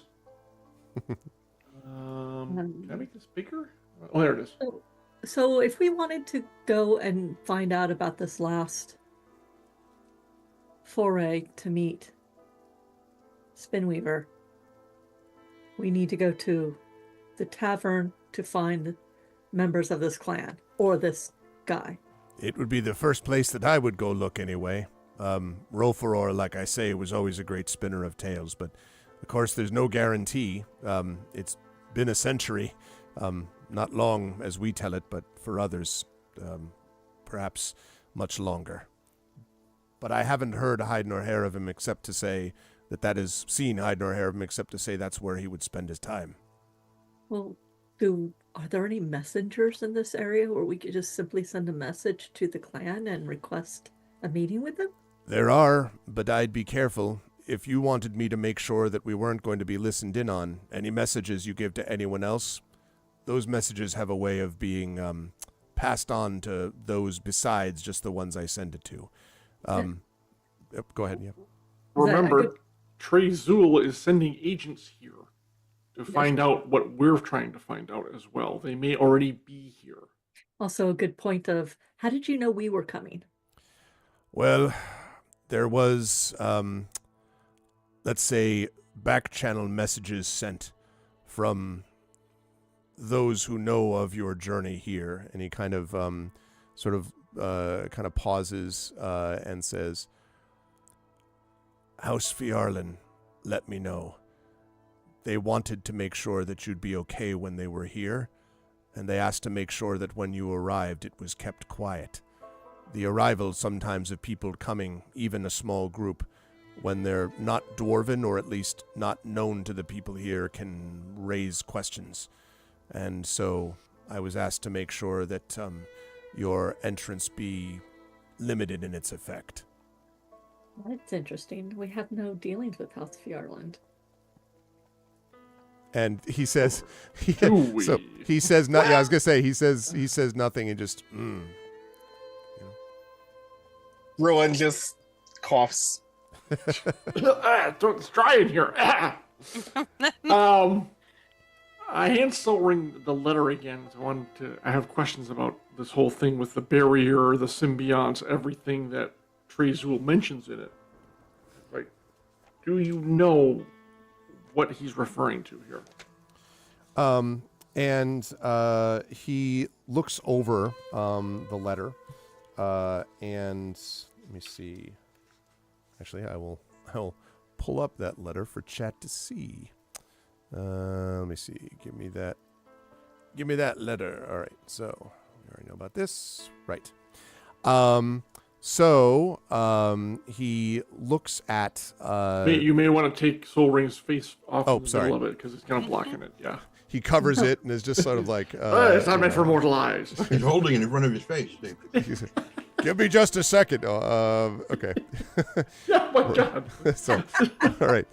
So he looks and kind of reads it over, and he says, "Dolor, the realm of the dead," and he says to reach the symbionts, and he kind of blinks as he's looking it over. Now, before I mentioned that he was feeling. He was grim, right? This is not grimness. This is sort of. No, that's Ronald McDonald's friend. Jeez. This is actually more. He kind of looks up at you and symbionts, and he looks at Tanton and he says, "Well, you know what those are. These are the sentient organic things. They're designed to attach themselves to hosts and be useful. Weapons, tools, armor. But they were created by the cursed Delkir. Originally, they were living organisms, things taken from other planes and worlds and brought here. They became symbols, gifts to worshippers of the Delkir. Sometimes it was said you could use symbiotes against the Delkir themselves, but this was dangerous territory.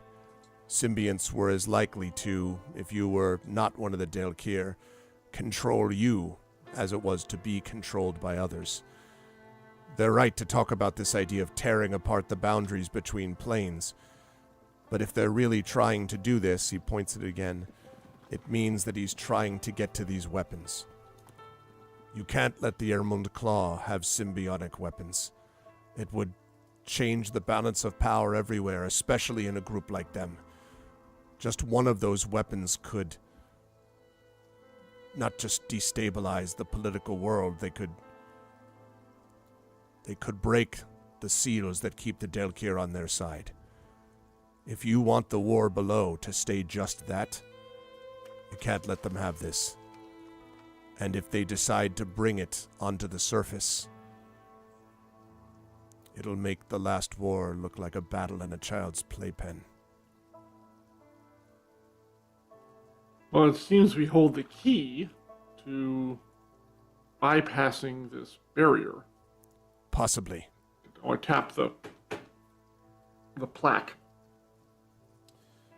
And as admitted in the letter, he does not know what it means or how to utilize it, it would seem. No, and I doubt anyone would have that knowledge either, because it comes from a history and a time that we've tried to forget. But Spinweave knows. And now it makes sense to me as to why Spinweave is the one being sought out. Spinweave might have been there when it happened. I guess we better go to the Stone Golem Inn, or Tavern, whatever. Tavern. Yeah. Are you sure you want to deal with this one? Who is going to do it? Who? Out of... And it's not like we have a choice. Are you going to take up arms and go after Spinweave? And he shakes his head and says, "No. I am attempting to find what I can to break down the creation I should never have made. But Spinweave," and he just shakes his head, "the one thing I'll tell you. The dwarves of the Maror Holes, I've told you many times, are great spinners of tales. But Spinweave is a great teller of tales for their own purposes. They'll spin webs of deceit, and if you're not careful, what you think you're agreeing to will be something used to trap you later. No one has more knowledge than Spinweave, and no one knows they have that knowledge more than Spinweave themselves." I look at Rowan like, oh. I look at Luciana looks at Rowan and notices that Rowan is becoming exponentially more annoyed this entire conversation. And then he goes, "Respectfully, while I value that you, of course, know a great deal more than we do, I find it very frustrating that you can't give us anything that we can actually use. Just a lot of things to be afraid of." And he nods and he says, "That's fair. I've tried to give you some information, but perhaps it just seems like I'm offering more questions. But I'll give you one thing you can work with, Rowan, for sure. You remember that when you came to rescue us from the fortress of Ironcrag, that you found elementals there that were bound to service, yes?" I remember this.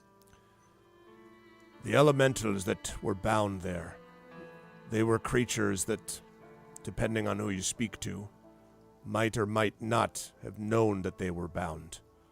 Might or might not be sentient, you might say. Well, the one thing that Spinweave has never been able to deal with in all the tales I've ever heard is about creatures that understand the worth of their own freedom. By that I mean, if you're willing to pay a sacrifice, in a way, you make what Spinweave is asking less potent and powerful. You take away their leverage. You can outwit Spinweave, is what I'm saying, if you go in with the right feelings about it. Now, it may not be helpful to you enough except to say that the dwarves couldn't stop from being changed by Spinweave.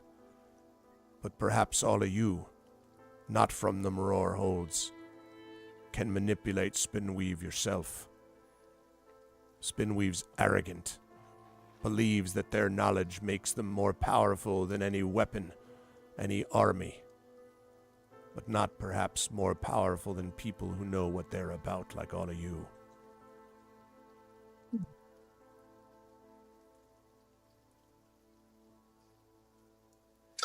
A little more helpful, yes, thank you for that. And what are you going to be up to while we're working? Well, I've almost figured out a way, I think, to triangulate locations. I'm trying to figure out a way to use the Oracle of War to basically triangulate where the Oracle of Bones might be. Find that, and perhaps we find the Lord of Blades. At least, that's what the people tell me while they're gathering their armies together. I've been working on it for a while, and I think I'm making some progress. I turn to Tanton.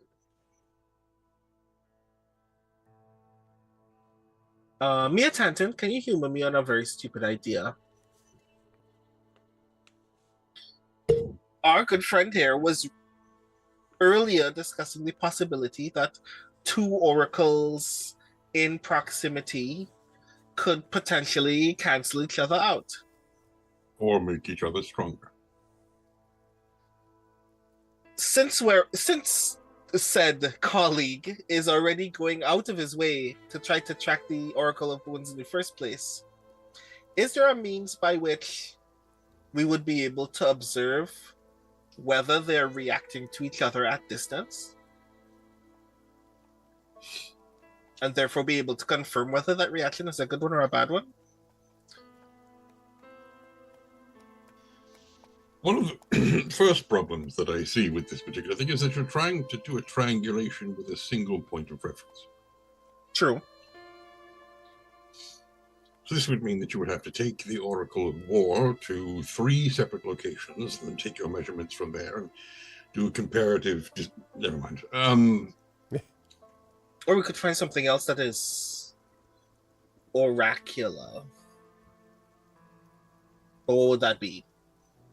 I turn very obviously and viscerally to Sol Ring.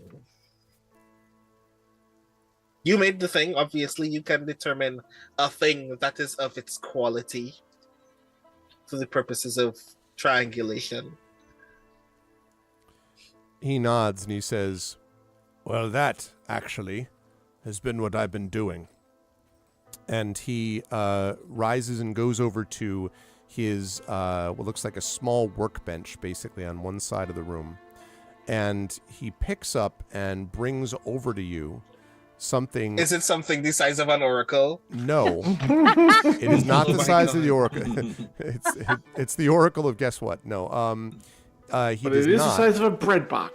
But it is not that. It is a basically the size of a fist model of what looks like an oracle. It's not, however, clearly it doesn't seem to like open or anything like that. And he says, I've been assembling this. There's a principle here. Magical resonance, they call it.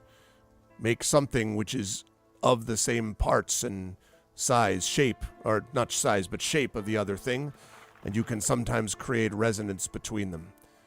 My hope is that if I do this using some of the same principles I did originally, that we might find something which can resonate as an item. But this doesn't have any of the control mechanisms or any of the moving parts, you might say, as the other. It's a simulacrum, basically. And if I'm able to use it, then this will be the item that will end up being the triangulating device. That's what's taken me the time that it has. And you have to say, Rowan, that as you're looking at it, it looks like a pretty exquisitely detailed model, albeit without the sort of moving parts, as he said. But it is an exquisitely detailed model of something which looks a lot like the Oracle of War. Is it metal or reflective at all? I'm sorry, say again? Is it metal or reflective at all? It is metal, yeah, for sure. Because Nisiana, like, with enough polish, that could be used as a scrying device.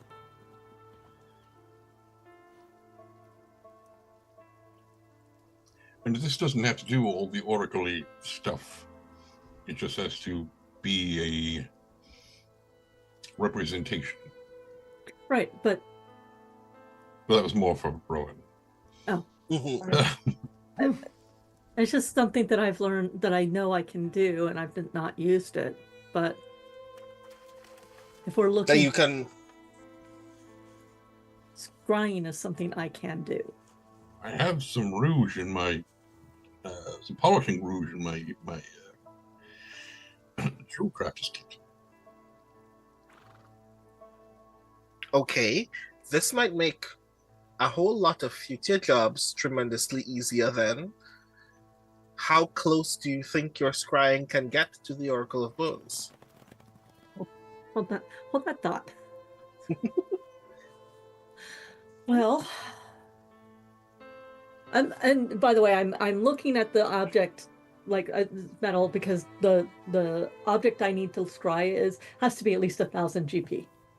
So- yeah, I mean, yeah, no problem. Okay. Definitely covered with this. Oh, I should mention, by the way, that everyone is having this conversation, just so you know, excuse me, openly, because your mind link is not working for the reasons I described previously. I'm just letting you know that if there's something you don't want, that piece of garbage Soul Ring or something, I can't imagine you'd say that, but, anything you don't want him to know, make sure you're not speaking about it openly, because the mind link is not operative at the moment. And Mirime just looks kind of like annoyed by everything on the sideline and with her arms crossed and just kind of looking for an excuse to stab. It just has to be on the same plane of existence. Okay. But if the target, it is contested. It is a wisdom. It is if I'm trying to scry on a creature, there is ability for them to stop. And since I don't want to actually read this whole thing out to you guys, I'm just going to put it into the thing because it is really long. It's like I can scry, and I have seen the Oracle Bones? No, the Lord of Blades. Oh. Sure. But I know Rowan has seen. Have you seen the Oracle? Didn't you do a scrying or something where you almost saw? Yes, I have seen the Oracle of Bones. What was happening when I saw the Oracle of Bones again? We were in. I don't remember what you were. We were in the doing. Grey when that happened, weren't we? Yeah, I'm trying to remember under what circumstances, but yes, that's right. I remember it was very hostile circumstances. I mean, we saw the Lord of Blades on the Argot?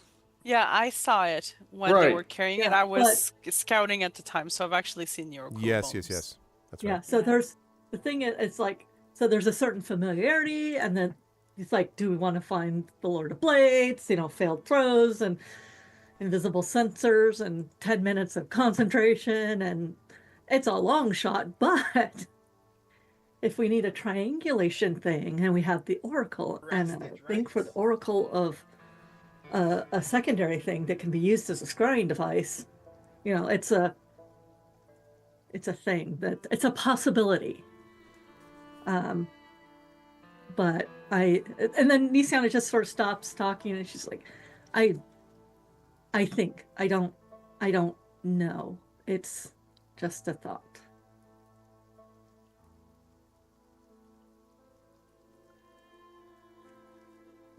There are things that this is better than the alternative. And if we can cross this off of Sol Ring's list, then Sol Ring can be of use to us. I look at the old dwarf for his. Sol Ring nods and he says, "Well, it might be of some value, but to help. But I will say that both of the objects were designed, at least initially, to resist scrying. And what's made worse is that they're now in the Grey, or at least one of them is, not the Oracle of War, but the Oracle of Bones, which means you might find it, or you might find something which is a echo, a faint image of what was there before. It's the reason I've had to be building this in the way that I am. The closer I can get it to the way these things look, the more likely it's going to work. And there's some work that still needs to be done to make it that way. But it may be that when the time comes, your scrying might help, and I'd appreciate it.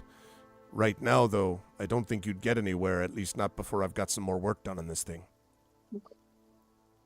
Hanson reaches into his bag and has to fumble down pretty deep, but he finally does pull out one of the little remotes that way back when the guys were carrying that said, and he's like, if they resist scrying, then why do these work? And he nods and he says, "Yes. I think it's because those things in some way were infused with items or material from the Oracle itself. And, at least initially, you remember that the Oracle of Bones wasn't something that I wanted to build. I was being forced to do it. And I tried to do something that would build in a bit of a failsafe. There wasn't as much as I wanted to be able to do to make that possible, but I left open a a back door, if you will, an opening to be able to, if possible, get through the protection against scrying. As far as I know, that's what those were designed to be able to do as well. But my way means I can do it even if the other person's actively trying to stop it now.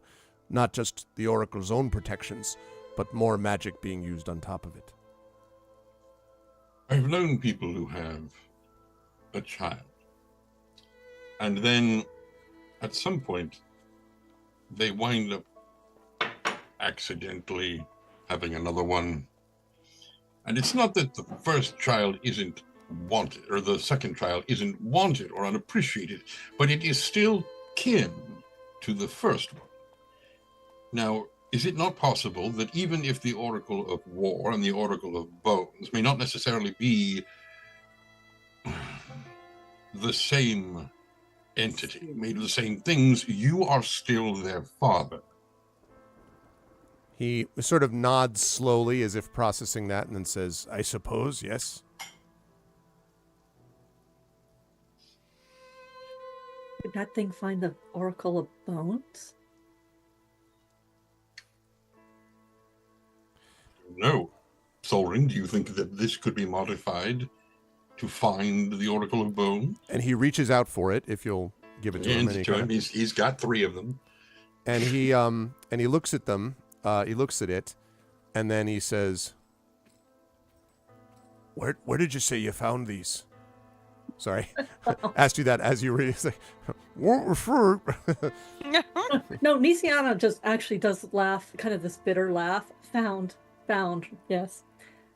Third protocol activated. Oh, and he nods. He says, "Oh, yes, I heard all about that. Not something found them in the hands of dead people. They came for it and salvation. We stopped them." And he nods sorrowfully, and he says, My continued shame, this thing. and he looks at the remote, and he says, I think it's possible, yes. I'll need some time to modify it, though, but yes, it's possible that it'll act essentially as an amplifier, almost boosting the signal, if you will, of what this is intended to do. And he points at the, exquisite model that he's been making. And he says, if you'll allow me to be able to use it, I might be able to help it amplify the quality of this. Which, like the other 2 as well. And he nods. I would. He seems like very like digs them out of his pack and hands them his over. kind of grimness has gone away, and now it's very much like his grimness has gone away, and now he's very much in the sort of the excited look of a, hey, this could actually do something. There's actually could be hope here. Hang on. Yes. Yeah. It's a resource that we didn't know we had. Exactly.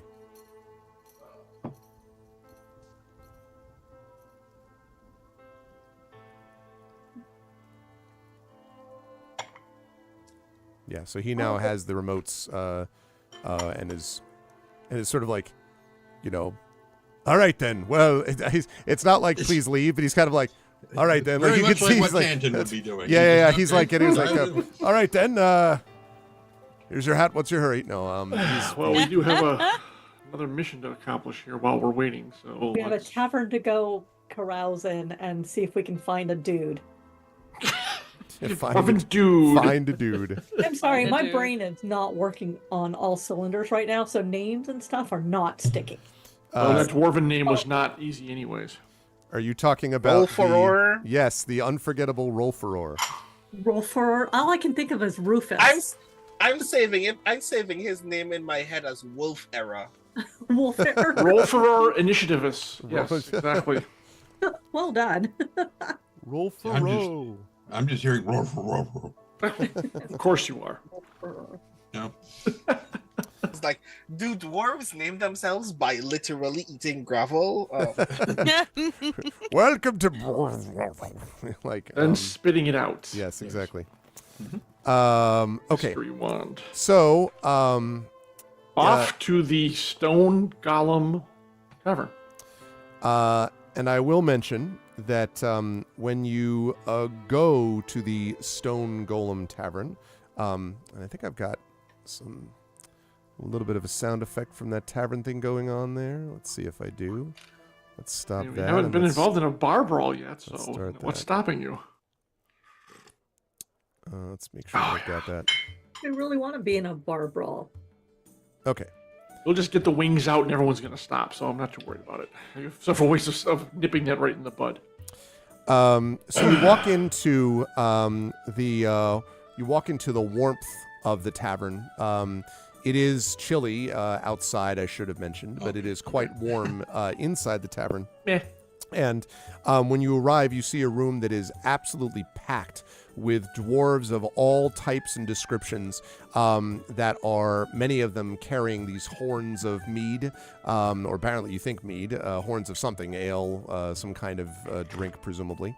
And as you walk in, one of them up front, an older dwarf with snow white hair and beard, is telling a tale. And he is going on and on about the war below and the battle that was fought by his own clan. He says, "Tol Kalan, Doldoran's soldiers have always been among the best and bravest of the Maror holds." And you hear a bunch of people being like, Doldoran, and a couple of people, Doldoran, you know. And their daring and dedication to not just hold the line, but to win the war is what make the lives we all enjoy today possible. If you look around and enjoy your ale and your food and breathe in the air around you, you should thank someone from the Doldoran clan. And you're like, hey! And then some people being like, grumble. But you get the impression that this is kind of a well-rehearsed sort of, like, this has happened before, right? And he sits down, a couple of his fellows clap him on the back. And as you find a table to sit at, with a couple of people looking over your way because you as a group seem not the usual sort of standard, especially I think Alarian kind of like floating slightly above, you know. Yeah, all 7 feet tall of me, I probably barely fit under the ceiling. Yeah, exactly. And so I don't know how Gandalf felt. As they sit down, as they sit down, another person comes forward, and stands up, and this person is one with sort of salt and pepper beard and hair, a female dwarf, and she stands in front of the assembled population and starts. And every time you notice, each of these stories begins Tol Kalan. Now, I have a question. Does anyone speak Dwarvish by chance? I'm pretty sure that means, hey, listen! No, listen! It means no shit. There I was. So You're anyways, probably wondering how I got here. Yeah, exactly. I do not. Smash cut. And that's how. Common Draconic Gnomish. Okay. Right, I think we had this discussion before, and I think it was like Gnomish was as close as we got. Okay, Yeah. So you don't know what exactly that means. You just know that they always say it at the beginning. And whenever they say it, people are sort of like, they're like very raucous, you know, lots of people talking. Every time Tol Kalan starts, everyone's like, and it all sort of dies down a little bit. And the salt and pepper haired dwarf, she says, "Tol Kalan, I tell a story of Clan Moranin." And there's a few people, and a couple of like, goddamn Clan Moranin, you know, like, you get the impression this is sort of like people talking about the New York Yankees, like, oh yeah, that's great, yeah. And says the not Yankee fan. Anyway, and he says, oh, you know, let's remember that while Clan Moran was building the walls of this tavern, while Clan Doldoran was fighting their wars, let's talk about the places that were being built for the soldiers to come back to. And some people are like, oh yeah, let's remember what Clan Moranin provided them. We are both stout warriors and shrewd negotiators, am I right? And some people are like, and someone says, you can negotiate your way to some free alcohol. And you get a couple of like laughs from the back. And she says, that's right, my friend.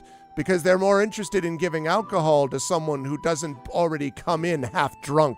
And she stares at the person, and you get this sort of like, oh, as if she's landed a blow on the other one. And she says, the greatest virtue of the Moranin people is our leadership. It was Moranin himself who rallied the exiles to establish the Maror holds, and it's our people today who have the deepest investments in the realm below. And people are like, that's right. And some others like, blow it out your ear, right? So there's, again, discussion. Merime, I would like for you to make a performance check for me. There's a reason I'm asking this, as we'll see. Okay. Going to critique it. Roll 20 does not like me, unfortunately. I do not currently have access to anything. Oh. It keeps kicking me out. It does not believe I am a person. Oh. So You are Canadian, so you know. I feel... Damn. I was going to say Kalashtar, but...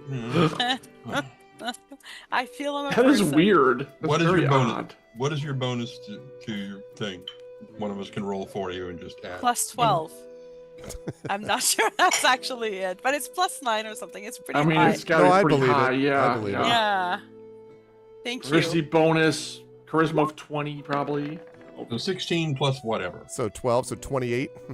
I got 50,000. Thank you. 50,000. So you notice, Merime, that as this performance is going on, you notice that each of these people who come up to speak are quite gifted at it. Now, you know that the Maror dwarves, like as I said, hold rhetoric and tale-telling in great esteem, but you also get the impression that this is like well rehearsed to have an effect. It's almost like half a tale, half a debate, basically, that they're having.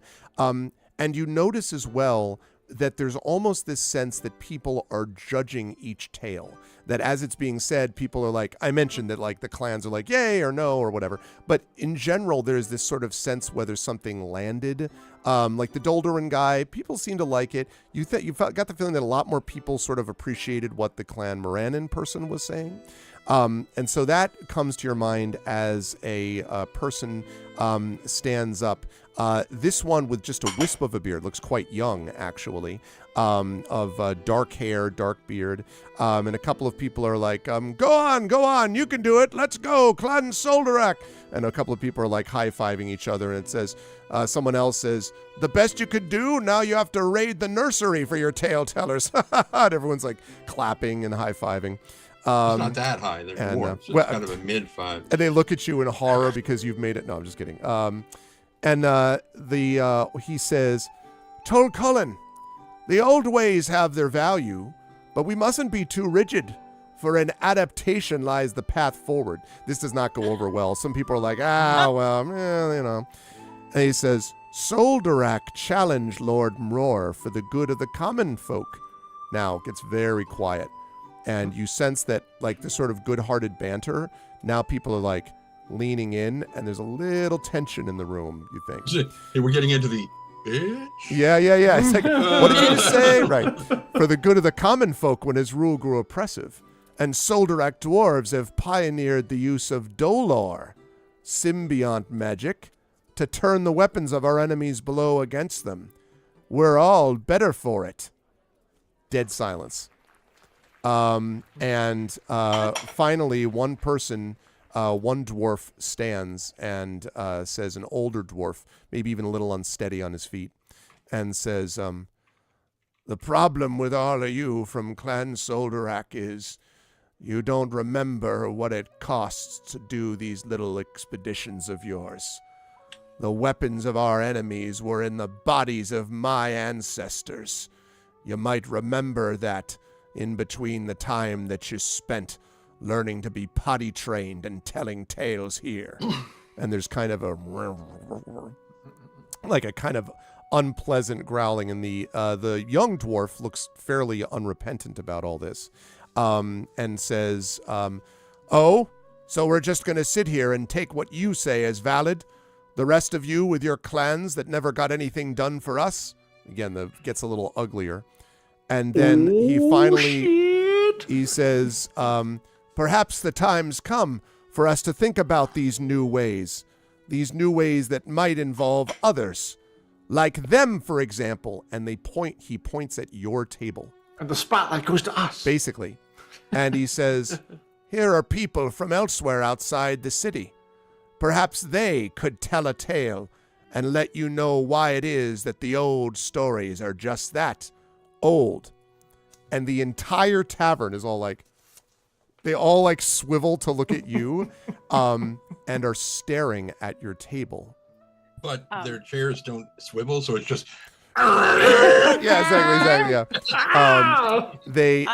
They look at you, which is a good place to take our break.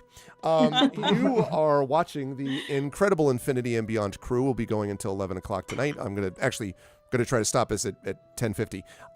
So if you like what you have seen and heard so far, please make sure to follow and support all of these wonderful people, and continue to check out our previous videos, as well as the Infinity and Beyond crew of Tren Sparks and Marie Bilodeau and John Helfers and Jennifer Brozick and Brandon O'Brien regale you with role play of all types and descriptions. It's 9:43 Eastern, so let's aim to be back here about 7 minutes if we can.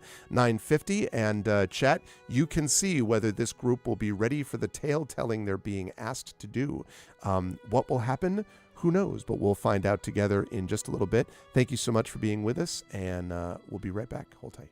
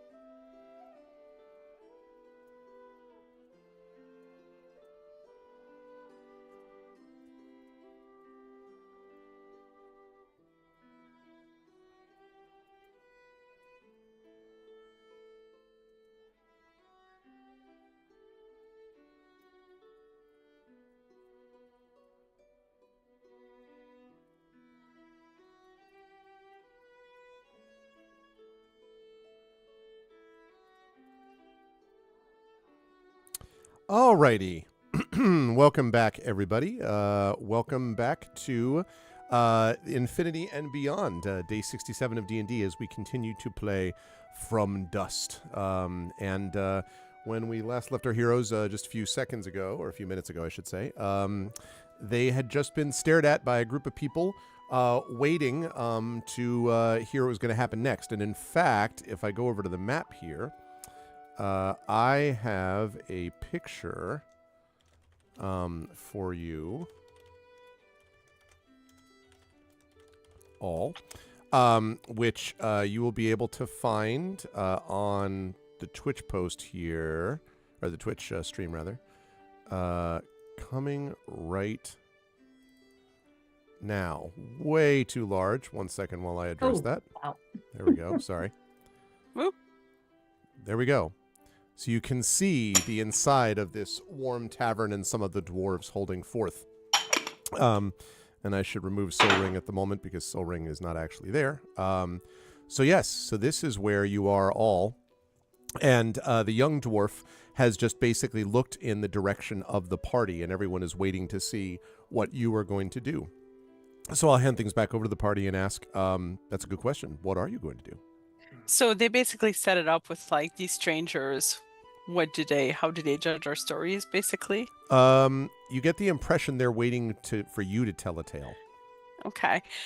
I will stand unless I glance at my group. I never assume, and then I will stand. Tantan stands up. No, I will do this. Tantan I could. guidance her with Eberron's got you.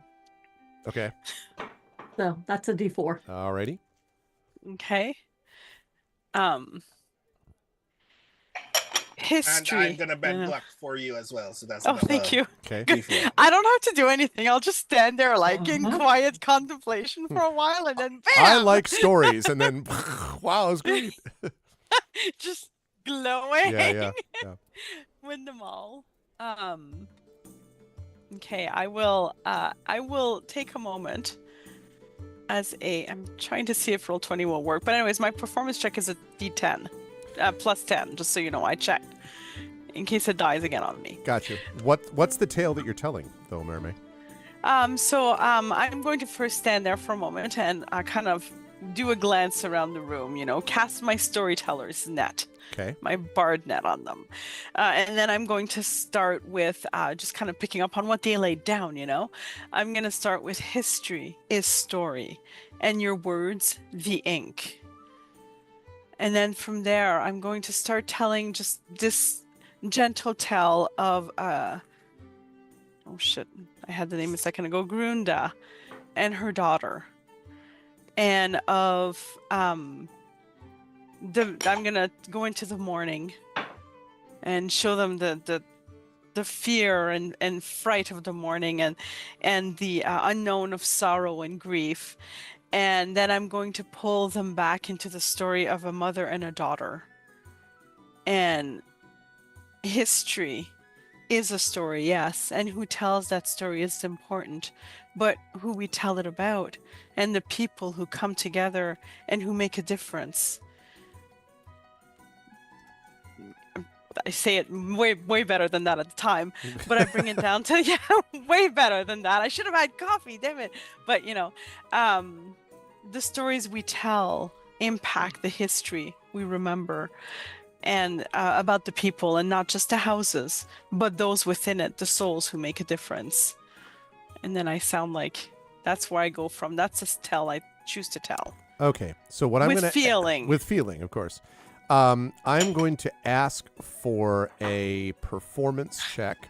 You're going to have the benefit of the guidance. Presumably, Rowan may also try to bend luck. I will point out that it is a new month and, in fact, a new year. And so inspirations have been reset. If anyone from the assembled chat would like to inspire Merime to ever greater heights, you could also do that if you wish. If anyone has an inspiration available. So that's funny. Laverne Martin. Hey, I'm not throwing away my shot. Hey, yo, I'm just like my country. All right. Okay, anyone? Anyone? Yeah, there's your inspirations. We have a couple from, I don't think Classcore's here. Echo was here. Don't think Effect Live's here. I don't know if Prince Justin's around. Shadowed Mage was here before. Not sure about Nonstop. There's this Trending guy around, but Trend may also choose to hold on to Guy's a prick. She didn't tell a story about no, I wouldn't do that. Not with you there. All right, well then, so you're going to make the check. Are any inspirations still available for sale? There are channel point inspirations. There's 2 available, yes. Right, Okay. I'm going to buy one. Okay. Okay, because I could buy one too. What That's does that mean? I've just been sitting on channel points. So twice a month there are, if you use channel points, which are expensive, but if you use channel point expensive. If you use channel points, you can get inspiration. You get 2 of those per month. So Rising Tides has used one, and you're allowed, as you know, to use inspirations as long as it's not on yourself.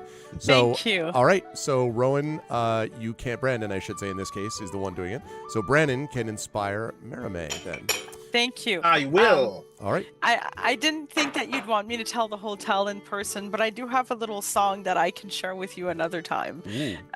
You're sure? Yes. I mean, I could stop the music. I mean, No, I don't remember the tune to it because I can't write music. But okay, fair enough. yeah, but it has go so you may return, like her. Okay. Her tattoo, and she does sing in it. Just imagine it. Yeah, here. no, I am definitely imagining. All right, so let's see that performance check. We're doing that at advantage, and you're going to get the guidance thing. Now, you remember, you only get the guidance. You could do an advantage, take the higher one, and then do the guidance stuff and all that after that. So I want to do really well. Okay. Like, Miriam's been having a rough day. She couldn't communicate telepathically. She's not been sleeping well. She's feeling a bit grouchy, And I should say, by the way, the mind link now is restored once you left that anti-scrying area. That's good. Well, I see. We have not 1 but 2 not natural 20s. Hang on, I'm gonna roll the d4 too because. And then Because why not? Yeah. Okay, so 23. 23. did you inspire yourself? I can't. Can I? No, you can't bardically inspire yourself. Yeah. No. I'm just naturally inspired by being me. Okay. Well, that you should know is being compared to the other ones, and so the other ones that already. Wait a minute. So, yes. Flash of genius. Add 5 to that. Oh, 26. Okay. 28. 28. Sorry. Thank you. All right. Brandon, you are. I just forgot I'm supposed to roll my bend luck for you, so hold on. Thank you. You are inspiring me with your friendship. Oh, like flash of genius, bend luck, 4. All right. So, Wow, what are we up thank to you. now? So 32. 32. All right. Well, Yeah, just 32. it's an And opposed. the cult roll. of Merame was launched this evening. It's probably pretty clear. We were all, like. Yeah. Yeah. Mhm. Well, Holding her. losing to the 45. No, I'm just kidding. Fuck. Unbelievable, though. So Flip they come. So there's a great roar after your tale is finished, and a lot of applause. People come over and clap you on the back, Mermaid. There are a bunch of people like passing drinks in your direction, and Much better drinks than those in Salvation. yeah. I mean, listen. The last dwarf, the Saranic dwarf, sort of looks at you, kind of nods in your direction. There's a bit of mixed sort of respect and annoyance at having lost, maybe, possibly. I would like all of you to mark off a legacy event called Tavern Tail Spinner. And when we get to the end of this adventure, I will tell you what that means. But the other thing is that one person comes over to you, the older dwarf, the oldest, the dwarf who was like, you don't understand, like that guy that was speaking, comes over to you, Merame, and says, it's good that someone understands the importance of being serious when it comes to telling tales. And he pulls from his belt this vial, which he passes over to you. And he says, I wish you would take this. I don't know where your travels will lead you, but anyone who understands as you seem to what the stakes are knows that they should in some way have value here. And hands you this item. This thing that he's handing you, which you won't have to identify because you describe it, is an elixir of health. Now, an elixir of health, what that does is, an elixir of health cures any disease that is afflicting you and removes the blinded, deafened, paralyzed, and poisoned conditions. It basically will heal just about anything except death. But it will heal any kind of previous condition. There is only enough in this vial for 1 dose, but elixirs of health are quite powerful. Ooh, I will. Thank you, kind friend. I quite enjoyed your telling as well, and appreciate this gift. Well, it's about time, as I say. At least somebody understands. And then you were interrupted because the door slams open to the tavern, and a chilling draft goes through the room and quiets the assembly. Standing in the doorway is a dwarf in a dark gray cloak, and his face is obscured by shadow. And he walks over slowly to the hearth. Yes, Tanton? Say the second that door slams open, Tanton is like Yeah. at the door. Yeah, no. He doesn't, it's a dwarf. He doesn't seem to attack, and he sort of waits, actually, probably looks in your direction, Tanton, looks at the crossbow, and then turns his attention back to the rest of the room and says, Tol Colin, and he strides into the room. we of Clan Soldarak fear not the depths, for we've harnessed their magic for our own. And my tale is of an expedition deep into Sol Udar. I sought the counsel of Spinweave, that we might continue to learn and turn the tools of the enemy against them. We sought and we fought and we fell one and all, and our clan banner was lost down there in her lair. Only I, Rolforor Soldarak, returned to tell this tale of woe. The dwarf takes an empty stool at the bar, and after a few hushed moments, the crowd slowly returns to conversing. Well, that's convenient. Particularly Tanton, if you do that Aragorn thing from the Fellowship where the crossbow just slowly lowers. I don't know if it does, but regardless, that's what the crowd does. Did he close the door after making that entrance, or is he just it left swung it shut behind him. Okay, good. So it was like, and then I figured it would have mage handed it anyway. So something. I mean, Tanton would have put a bolt in his chair and be like, "Close the door, asshole." Listen, you jackass. But it doesn't. You're born in a cavern. Anyway. All right. Who's approaching him first? Or do we do it as a group? I mean, I think we might be in. I think all of us going over there might be a little bit much, eh? cumbersome. Yeah, we just had a moment, and then we all descend on another. You all rise as one.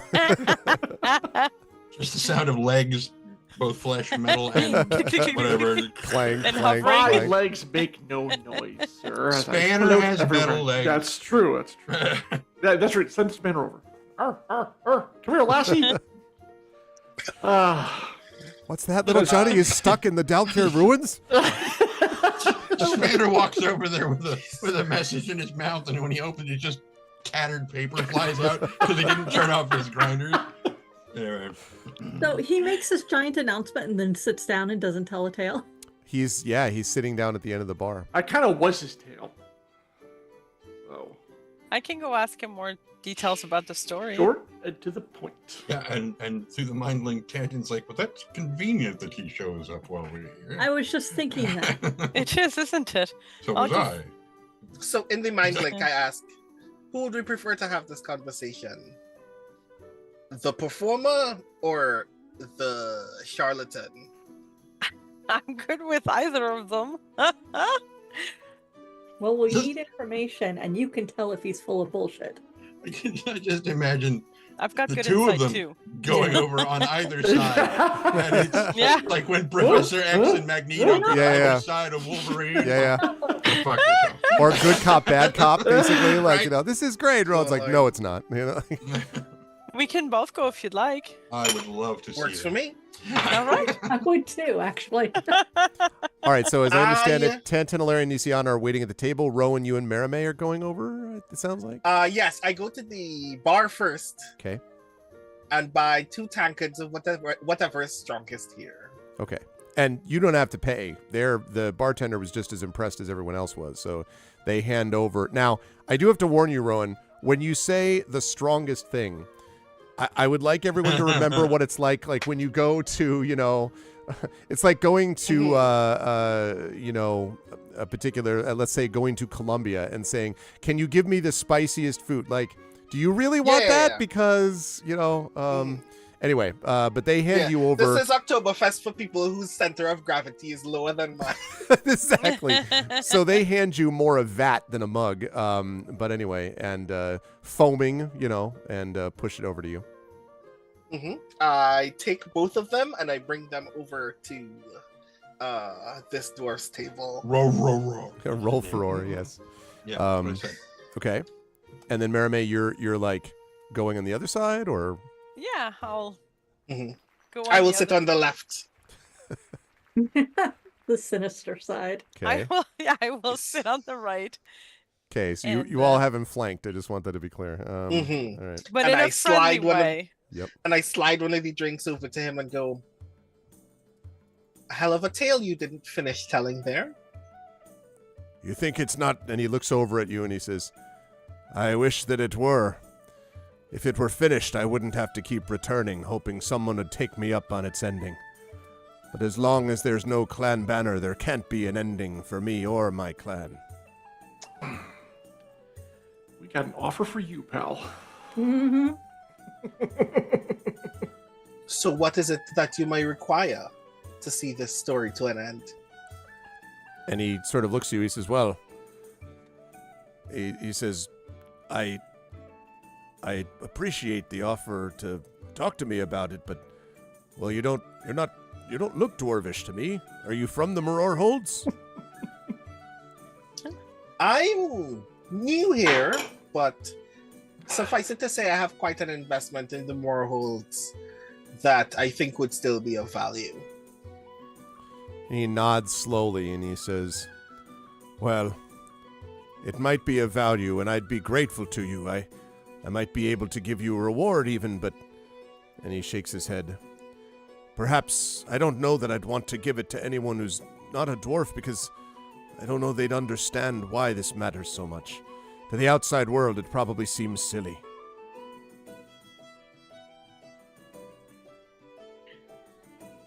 Suffice it to say, we've heard a great deal of the value of this place and the things beneath it from one of our good colleagues. You may be aware of Solaring Moranin? And he nods slowly. I knew Solaring a long time ago. A good man, and very intelligent. But even Solaring wouldn't have been able to make something to protect us from what we found down in that cursed place. Well, maybe if you haven't found what you need here to end this tale, then perhaps outsiders coming to help you are precisely what you need. And this time he looks over. I guess I should actually be looking left to begin with because that's where Rowan was, and then back to my right. So he looks over at you, Marame, and he says, well, I'll tell you what I know, and no harm done if you choose not to help after you hear it.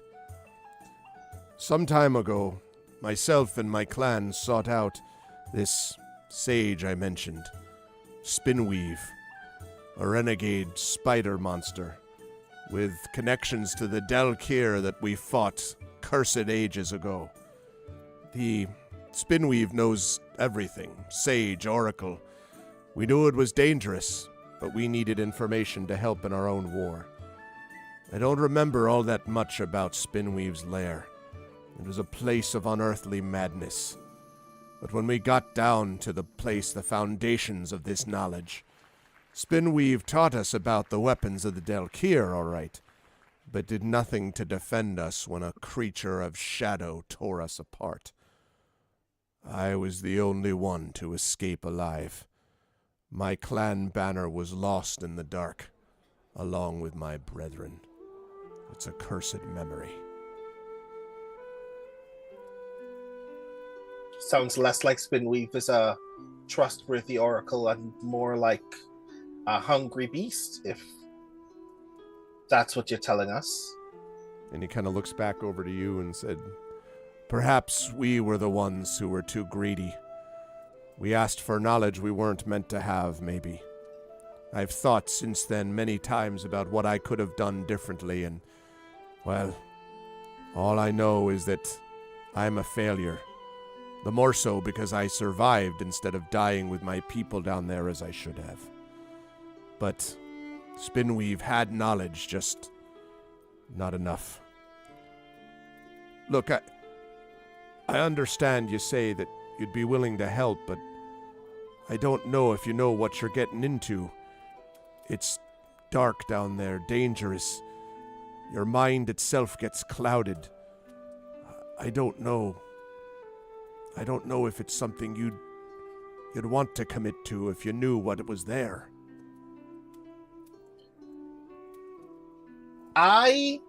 You're muted, Marie. I take my arm off. And I go, we've seen much worse.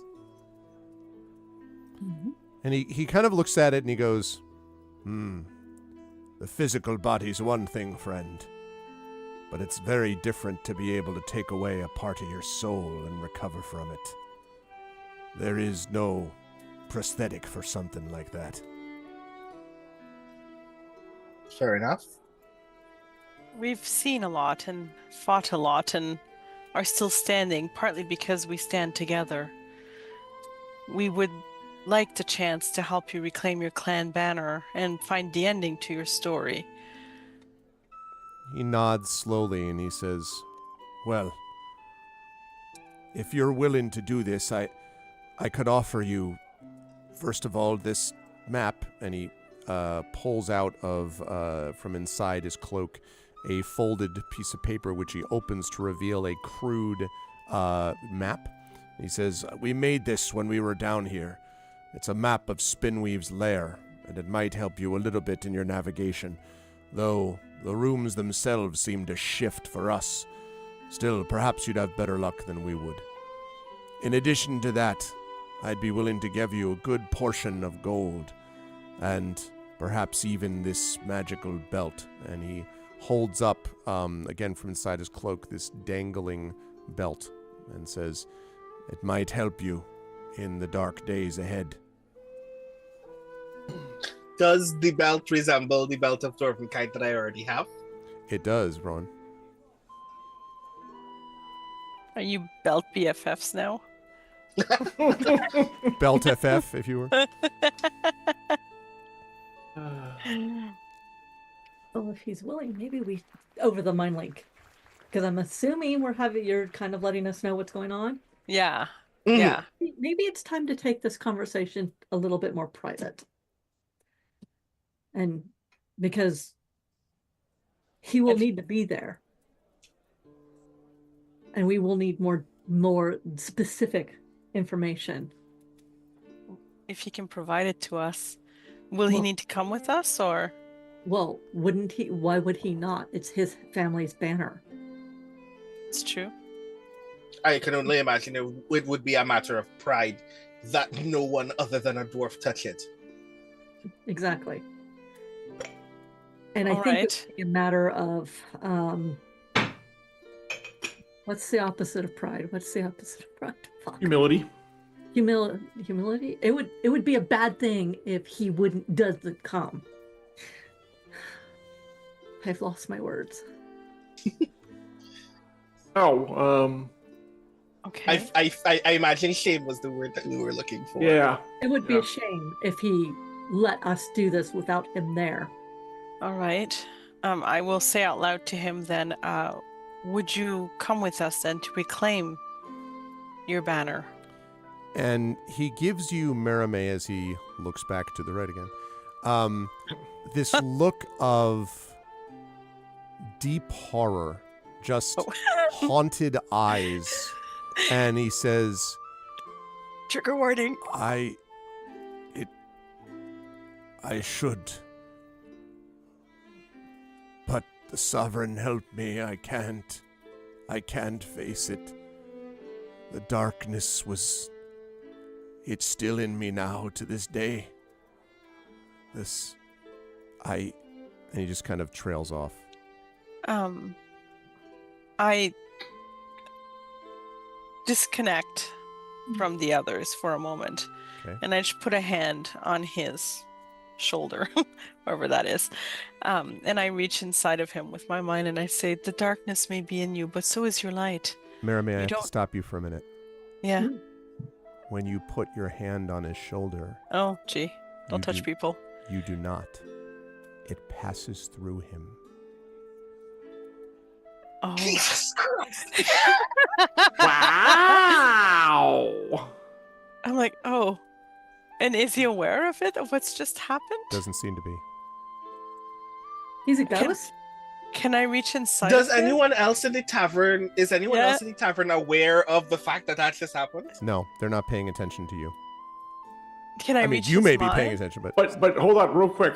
Everyone reacted when he came in, Yes, right? yes, They turned yes. to him, the And door he- the door opened. Yes. Which didn't pass through. Is everyone else like, yeah, okay. So can I reach his mind though? Yes. Well, I don't know, but what are you trying to say to him? I'm trying to like be encouraging from within and say like the darkness may still be inside of you, but so is your light. So is who you are. You are broken, but not destroyed. Breaks can be mended or accepted. So he nods slowly. good. He seems to have understood that, and he says, I'm like going. "Well, yeah. I mean, I assume I'm you're not not like, doing that. what's going I'm on? not Why doing can't that. I?" I just gave a look to Rowan of like, holy shit. But then I focus. I pulled it back. Yeah. He says, but out loud, Well, it may be some value to some closure, I suppose. It's so hard to be the only one who survived. I reopen the mind link and say, I don't know if you guys saw, but my hand went right through him. Is everybody here like a ghost or is he a ghost? What is happening? What happened to him? Does anybody know? And then I'm just kind of like holding his thighs like, yeah, we'll try to get you closure. If we may.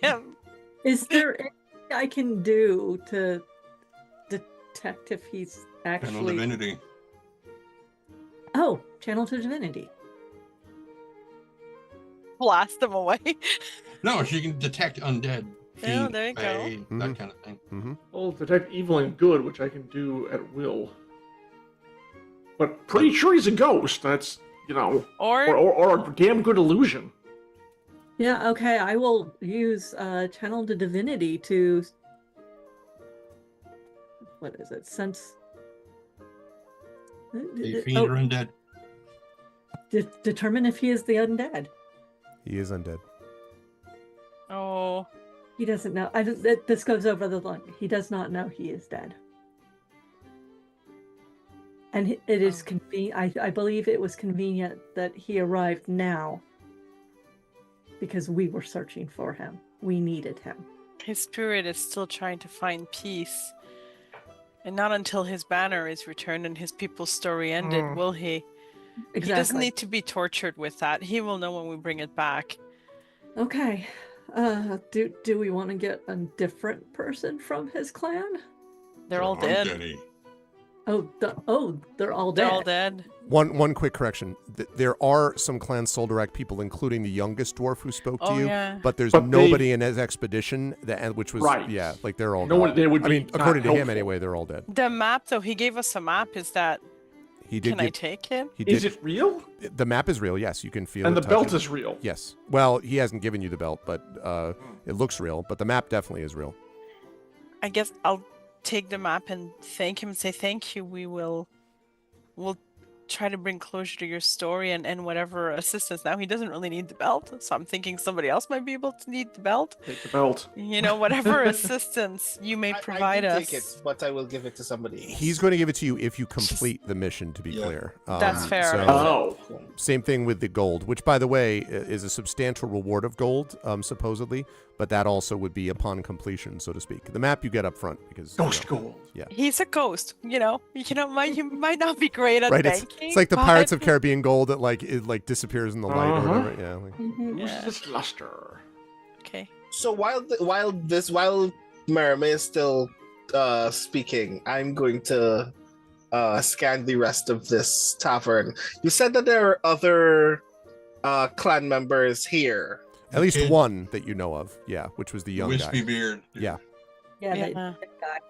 That I crushed. Does he look like he is in adventuring shape? Does he look like he is fit for spelunking? Hard to say because a lot of them look like they have the sort of ready clothing and uniforms and outfits of people who do a lot of work that might be underground, but it's hard to say if he's like, I mean, none of them look like they have your level of a lot of them look hardy and tough and all that. None of them look like they have your level of expertise, or knowledge. Do we need one of them with us, or No, we don't. Well, I don't see why we would risk any of them if it's dangerous enough for these people already. so Fair when, enough. We have a when map. he came in, I mean, Tangent was looking, at the ghost, Yeah. looking at the door. So Tangent wouldn't have noticed, but since Rowan has the observant feat, would Rowan have noticed the kid reacting to this guy walking in? The kid had probably, although Rona needed to tell me that he was using that. But having said that, I understand the observant part. No, the kid did not seem like, was not anything like that. The sort of reaction was sort of not in any great detail, I would say, Rowan, but just sort of was intrigued the same way that the others in the tavern might have been, at least temporarily, until everyone sort of settled down to something else. Has he glanced at our table at any point since this ghost entered? The young man? Probably, yes, but not in any way that would seem like it's out of the ordinary. I mean, just, sort of looking up in that direction, then looking back, but not anything in particular.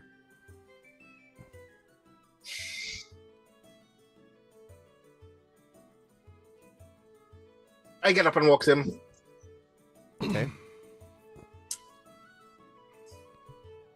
So you've been having a very interesting night, I presume?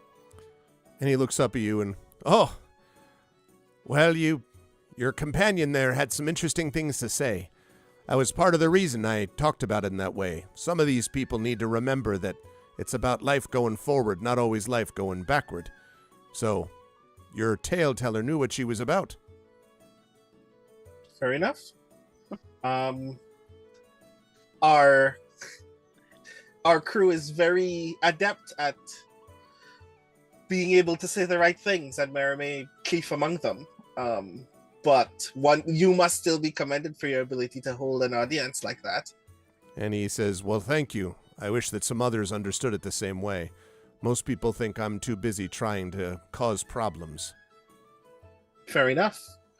To be perfectly sure, it does seem like you are gifted at riling people up, but I imagine that's for a specific cause. If it's a cause of getting these people to stop spending their time spinning tales and more time doing something they should be. Tale spinning matters, but not if all it does is make us remember the past. It's time to think about the future, not all of this clan nonsense. Fair enough.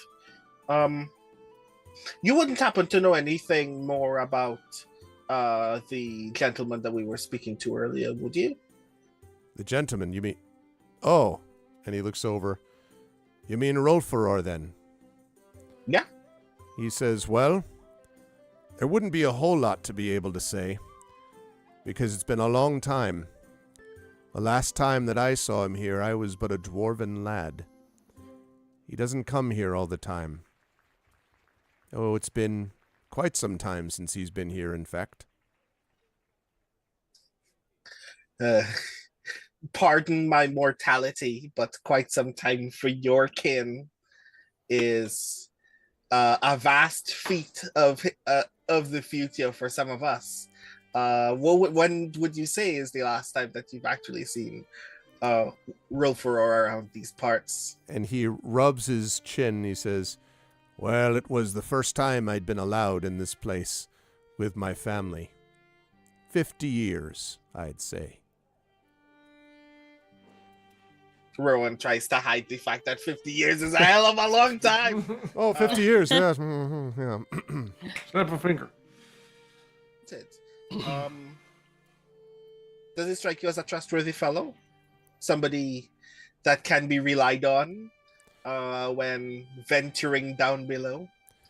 In his day, although I don't entirely know why he did bother to venture down below. The truth is that, well, we've never really known whether to take the stories that he had totally seriously. It's a good tale, you know, going down to speak to Spinweave. But, Spinweave might be just as much a legend as anything. I don't know. It's the kind of thing you might say if you wanted to get people to notice their attention. I assume that's why he hadn't said anything since. I remember, when I was a child, him telling that story. It impressed me. And then I didn't see him again till this evening, and he told the same exact story. Always locked in the past, this one, apparently, like the rest of them.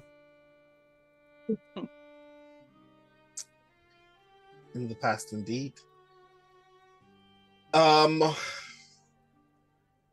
You probably don't need in the mind link, I go, it's probably best that we leave him alone. He probably won't benefit from joining us on this any more than he would us simply telling him that the story has ended if we finish this job. Yeah, I think just us going might be for the best. And I also believe if we can find the banner, either he will meet us or we will have to come back here to show it to him, and then he will realize he's dead. I think... Do I get the sense at all that he knows he's dead? Like that he's got an understanding that he's not really part of this world anymore? I will give you an insight check at disadvantage. See what you Which can makes find out. it normal because I get advantage on insight checks. There you go. Double disadvantage. No, that's fine. Dude! Okay, hang on. I'm just getting back in because I got kicked out again, but I am back in. That's a browser 20. thing. I don't know. We could be friends. It's the same thing I usually use. Yeah. Maybe 2025 it was like, oh gee, what is wrong with my sheet? Oh my dear lord. Maybe Roll20 is trying to tell us in 2025 we should roll physical dice. Oh yes, I There like you that. go. Okay, insight normal. All right, I am inciting. Oh, I am not inciting a lot.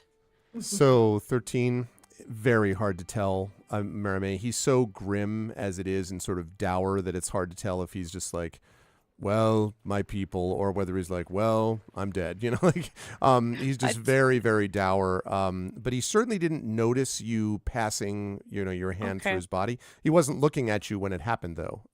So I'm not into torturing already tortured souls, so I'm going to, you know, I'm going to wait till Rowan is happy with it. I'll just sit quietly with him, and then when Rowan is happy with his investigation of the young'un and we decide to go by ourselves, then I'll wish him good night and reiterate that we're gonna try to finish his story and find his banner.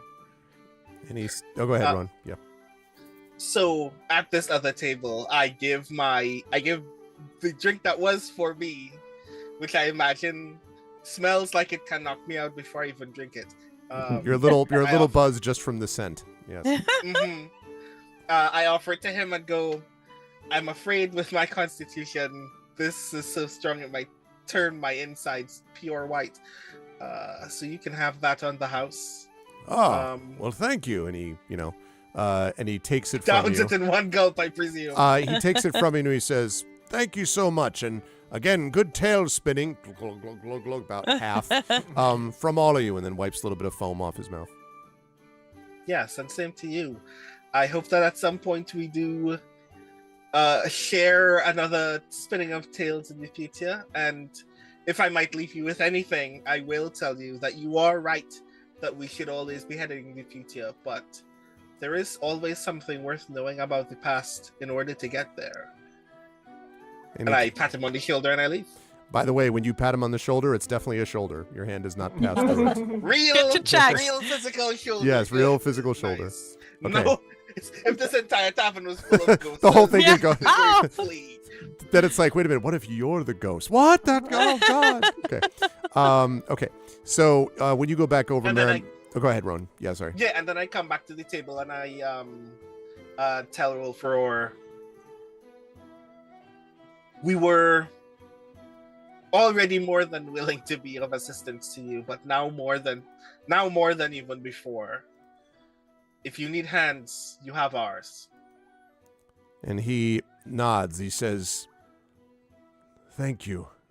Thank you to both of you. I'm grateful. When you're down there, if you can find the banner and bring it to me, I'd be appreciative. And, well, please make sure you can come back yourself. Most don't." I foresee a lot of auras of life. I promise you, no matter how difficult it may be, we've made it through the things that we have before by grit and by trusting each other. For your sake, we will. And thanks to your map and your words as well, they will prove invaluable, no doubt, in the journey to come. And he nods and his acknowledgement, but says nothing more. Okay, so assuming then that the party is going to use the map, I guess this is what it sounds like, using the map to make their way towards this thing, if I'm correct. So the map leads you deep beneath the mountains, and you realize that it would have been real hard to find this without this map, because the maze of passageways and sort of turnings and, you know, comings and goings would have been very difficult. And in fact, as you go, you pass various guard points and sentry points to a number of places and past guards. And finally, you reach an area that I have an image for. All right, so hang on a second here while I get the this one. Okay, and I'm also going to shut off the tavern music, which is really useful, but not exactly the vibe here. Oh, man. The pleasant tavern music as you go down here. Yay!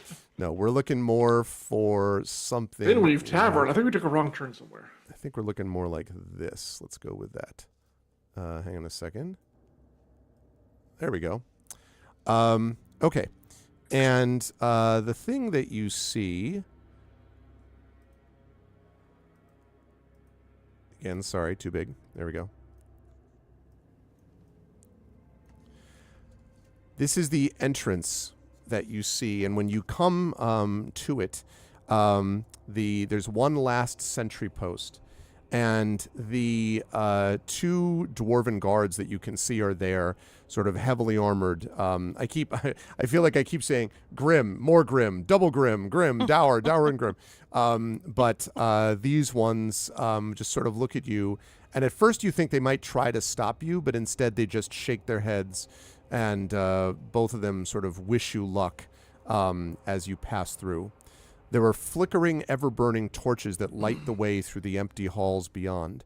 And following the map, you eventually find a single word in Dwarvish that is etched into the stone above a set of stairs leading down.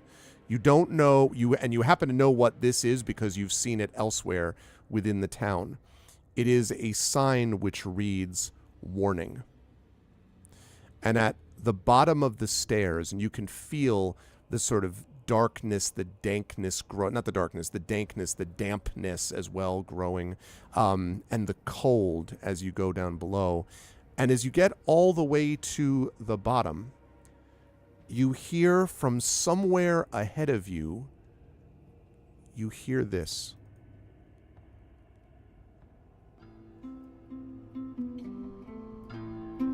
Yeah, the volume up, huh? Hold on a second. Let me see if I have this in here. If I don't, I may have to give you... Oh, I found it. Yes, sorry. I have it here. Not separately, but here. Here we go. Can you hear it now? On roll 20. The lute playing? Yes. Oh, well then, yes, we do hear it. Okay. What? Aha, yes. Oh, can't trust lute players. What fate lay in darkness we did not know. The first of us fell to the gibbering mass. In Solud our lost, he would not be the last. We pressed on to a span over grey swirling mist. Two were pulled down by the lurker within. We followed the web trail for Spinweave we sought. After her counsel, her shadow we fought. Hunted us in the tombs and my comrade was lost. It seems they had plans for me, for here I stay. Deep down in Soludar till the end of my days.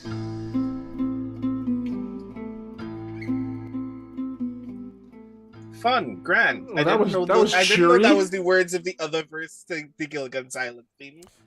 That didn't sound like what's his face, did it? No. Okay. And you notice there's a pause, and then it repeats. Starts again. Yes. Oh, another. Wow, they've invented tape recorders here. That's amazing. Another trapped soul. Yeah, that's not fun. I was actually curious how, in the midst of an entire clan visiting this place, only one person still has unfinished business here. And now we're learning, I guess they all had different kinds of unfinished business. This is grand. This is lovely. This is actually a brilliant idea. I don't regret this, but it does suck more now. I'm also showing you something, which is the lyrics to the song that he keeps repeating. The voice keeps repeating. It does sound like if we do speak with Spinweave, we will be attacked afterwards. Yes. Yeah. It sounds like that's a part of the bargain, which makes Spinweave not very trustworthy, to be sure. I mean, not to be a dick, and I'm not trying to victim blame here, but it depends on if they refused her deal or tried to put one over on her or whatever. But yes, the odds of combat with this thing are very high, absolutely. Judging only from the way that this story has been told to us before, we can only presume people only go to Spinweave to ask a question and get an answer. There are not a lot of ways to piss somebody off after that. Oh, sure there are. Remember, remember Soul Ring said that they want things from you. You have to strike a bargain with them, etc., etc. There's lots of ways to piss people off in the making of a deal. The other thing... Even I know that. Fair enough. Whole thing about if you're willing to make the sacrifice, it gives Spinweave less power. There's a possibility that Spinweave is under some sort of geas after giving advice that this shadow creature must attack, and it is based on the power of the sacrifice or the willingness or not of the sacrifice. Supposition, but supposition. I mean, information does in fact always have a cost. Perhaps you are right that that cost is inversely proportional to the threat that we'd face afterward. Mm-hmm. Of course, that begs the question, what are we willing to sacrifice when we get in here? The better question is, what information are we actually going to ask for first? We better get that nailed down first. Can we leave the Oracle of War here? That'd be a great place to leave it. Probably not. I'm pretty sure the Oracle of Blades has... I'm pretty sure the Lord of Blades has lots of things that he's willing to literally throw away in the service of his goals. Maybe we don't want to just put it somewhere where him and a large sea of all of his kin could just roll over this spider and leave. Right. Well, she is part or so we'd interpreted, that she's part of the prophecy, right? When the voice under the mountain speaks, those who listen shall loosen the grip of the emerald claw on the gates to doom. So we need to do this to loosen their grip. Yeah. Otherwise, the emerald claw wins. But this spells for us specifically a very dire course of action where Spinweave is gonna ask us for that high price, and if we don't pay it, we lose this war.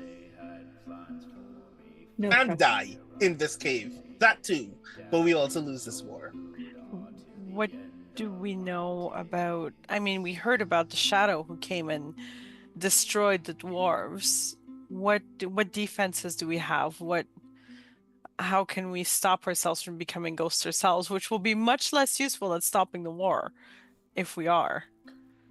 Counterpoint. We could get what we need to get and leave.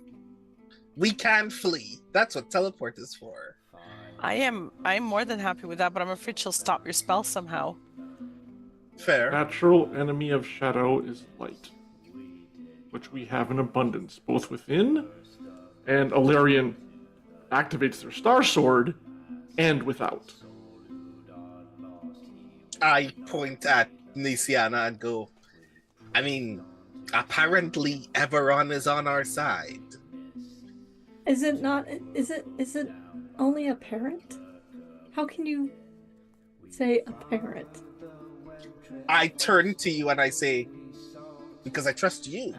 Everything else is secondary. And all my power comes from Eberron. And you are alive because Eberron wills it through me. So I'm alive because you willed it and Eberron agreed. and thus Eberron is not apparent. Eberron is there and on our side. Fair enough. And we have... That's all I need. I was like, wait, I just want an argument or a debate with Rowan. Wait a second. And and we have, before we even get Spinweave, we first have to worry about the gibbering mass. Mm-hmm. And then there's going to be a monster, a lurker within Grey Swirling Mist. Well, we're definitely familiar with Grey Swirling Mist, that's for damn sure. Yeah, and then we use the light against her shadow after she gives us counsel. And then we collect the banner from the tombs below. I mean, he said the banner is in her lair. Mm-hmm. And keep in mind, once we get the information, which I assume is stopping the Emerald Claw from opening up the barrier, the banner may be a separate item that may require more violent means to remove. When Ilarian says that, a thought immediately comes to Rowan, and I would like to do... I guess that's an investigation check? What are you trying to do? I was going to say, yeah. I would like to know if we're being followed or if anybody else has been here recently. First would be perception. The yeah, it's second good. would be investigation. There you go. Yes. Right, I'm going to do both. Okay. Investigation. Please don't suck. That sucked. Certainly, You said you're the only please. ones. Yeah, certainly you're the only ones here. No, who would follow you? Truly. Grand perception. Please don't suck. 4. Stop saying that. You're like, you don't know when the last time was. You know, it's an ancient place. It did tell you warning. I mean, you know that for sure. Oh God, grand. And it should, well.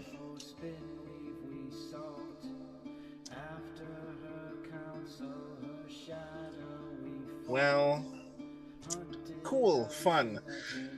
Well, it seems like we're the only people here, and the only answers to the questions of what's gonna kill us on the inside are available on the inside.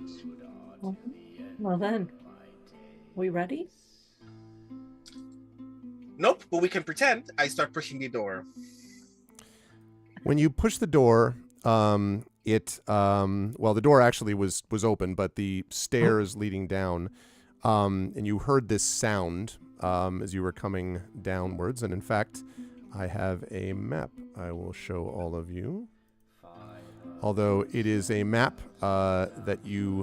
it's only the first part of it.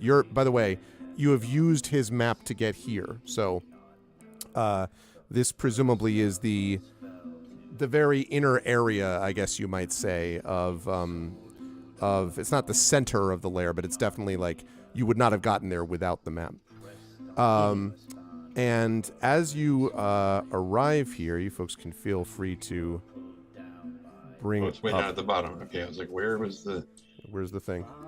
All the way at the bottom. There we go. Oh, wow. Okay. Yes. There we are. Okay. So, and I'll resize appropriately momentarily. Oh, I stuck myself in the darkness. Damn it. Oh no! When you mouse over yourself, you should be able There to we see go. your.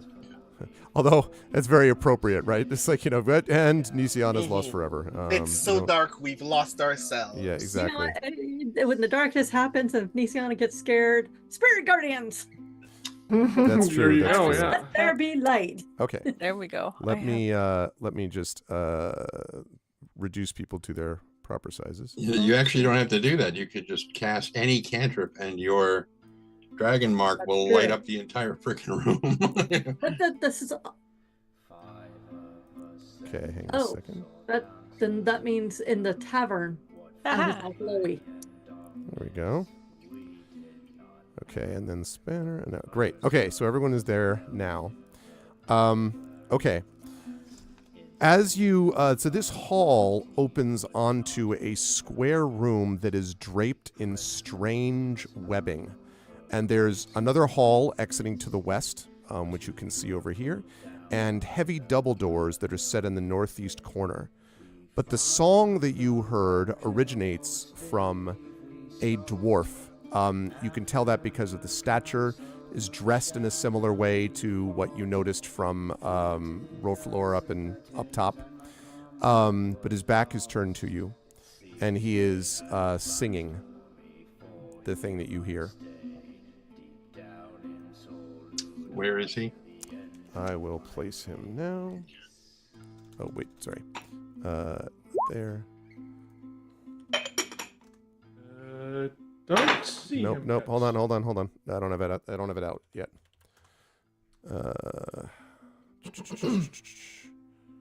Yep. Come on. Search purchases faster, please.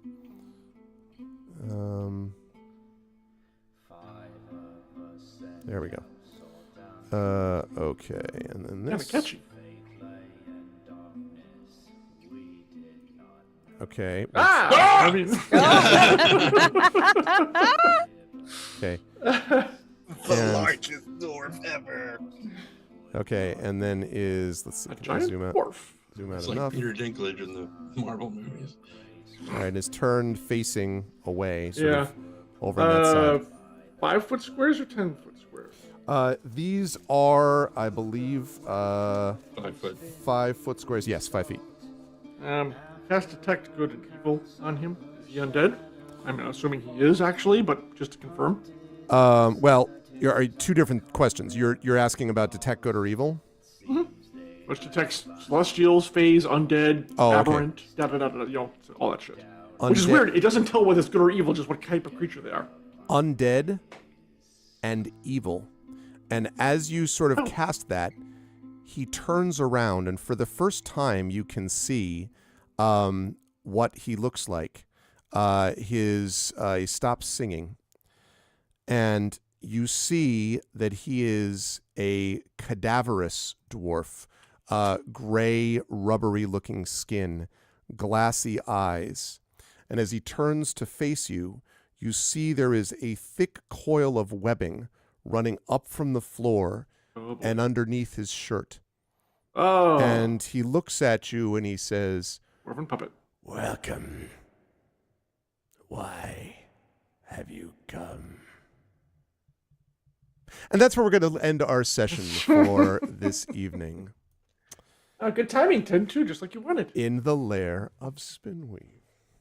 Well, I am very curious to see. I loved, by the way, favorite reaction so far of 2025 is you put your hand right through him and you're like, what? And Brandon's like, Jesus Christ. It was great. I love that reaction. The awareness of a guy who doesn't perhaps seems not to know that he's a ghost, and your discussions of it were really great. And just sort of like, what do we do about that? Do we tell him? No, I don't want to torture him. Like that stuff. It was great. It was really, really fun. It was really fun to watch that play out. So I wonder what will happen next time. Chat, who knows? Only these folks know. But they are now in the midst of Spinweave's lair, trying to get information. It's my favorite kind of adventure, which is where you're trying to get to someone, but you don't really want to go there, but you have to go there. So you're just like, we're trying like hell to get to a place that we don't really want to go. It's great. It's super great. Okay. I will start over on the right-hand side all the way, which is the opposite of where Rowan was sitting, opposite of our boy Roll for Roar before. Good stuff today, Brandon, on two fronts with Rowan. One of them was the whole business of like when it's like, oh, I heard that Fjarlin ahead, and everyone's like, well, how would Fjarlin know? You're just sort of like cough, so there was that. But I also loved the very sort of human reaction that Rowan is having about like, this is all great. I can't believe that this is all happening.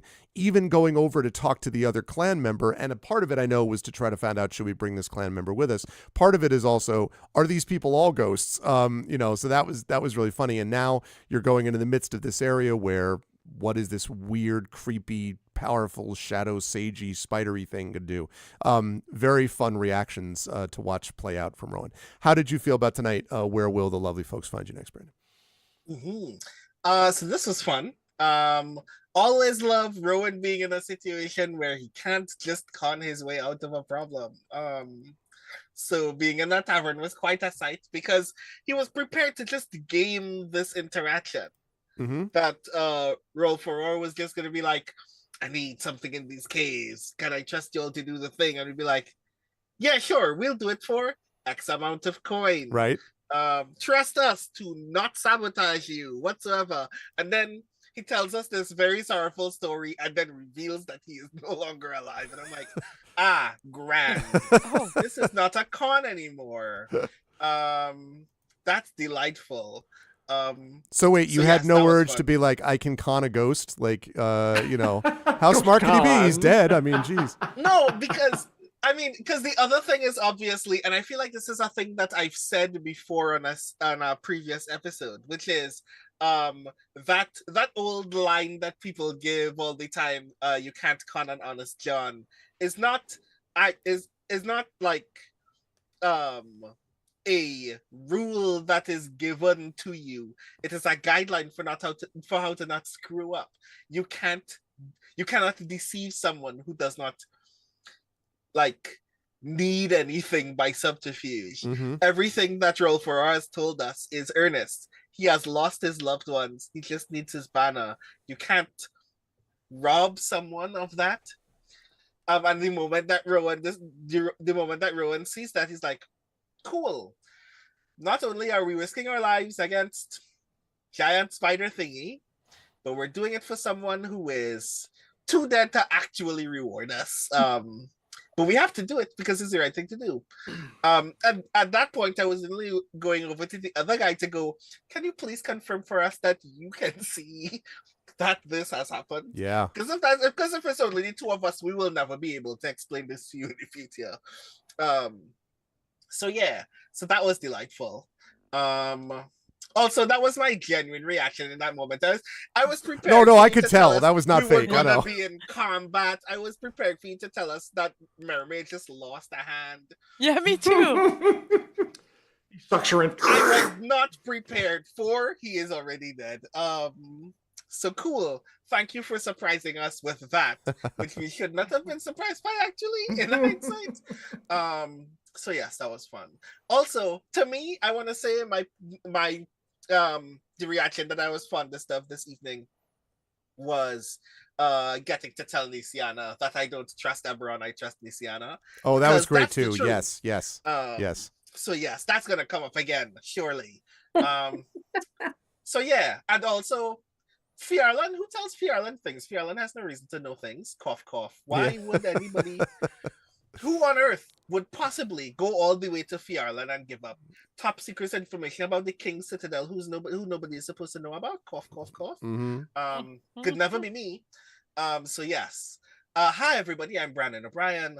You can find me almost everywhere on the internet at The Rising Tides, which also includes my Twitch channel, which sometime next week, in fact, I have a date and time, on the 8th, at 7 p.m. my time, 8 p.m. Eastern time, ? On the 8th of January, I will be having my Koaku Utagasen recap stream with our good friend Iori Kusano. So please hear me have dozens of J-pop idol thoughts.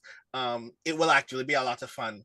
And then on the 10th, on our good friend Sean Duke's stream, and that's twitch.tv/alphabet streams, I'm doing a Capricorn donation streams because Capricorn is happening in the middle of February, and it would be really cool if I can raise the funds to actually travel to the thing.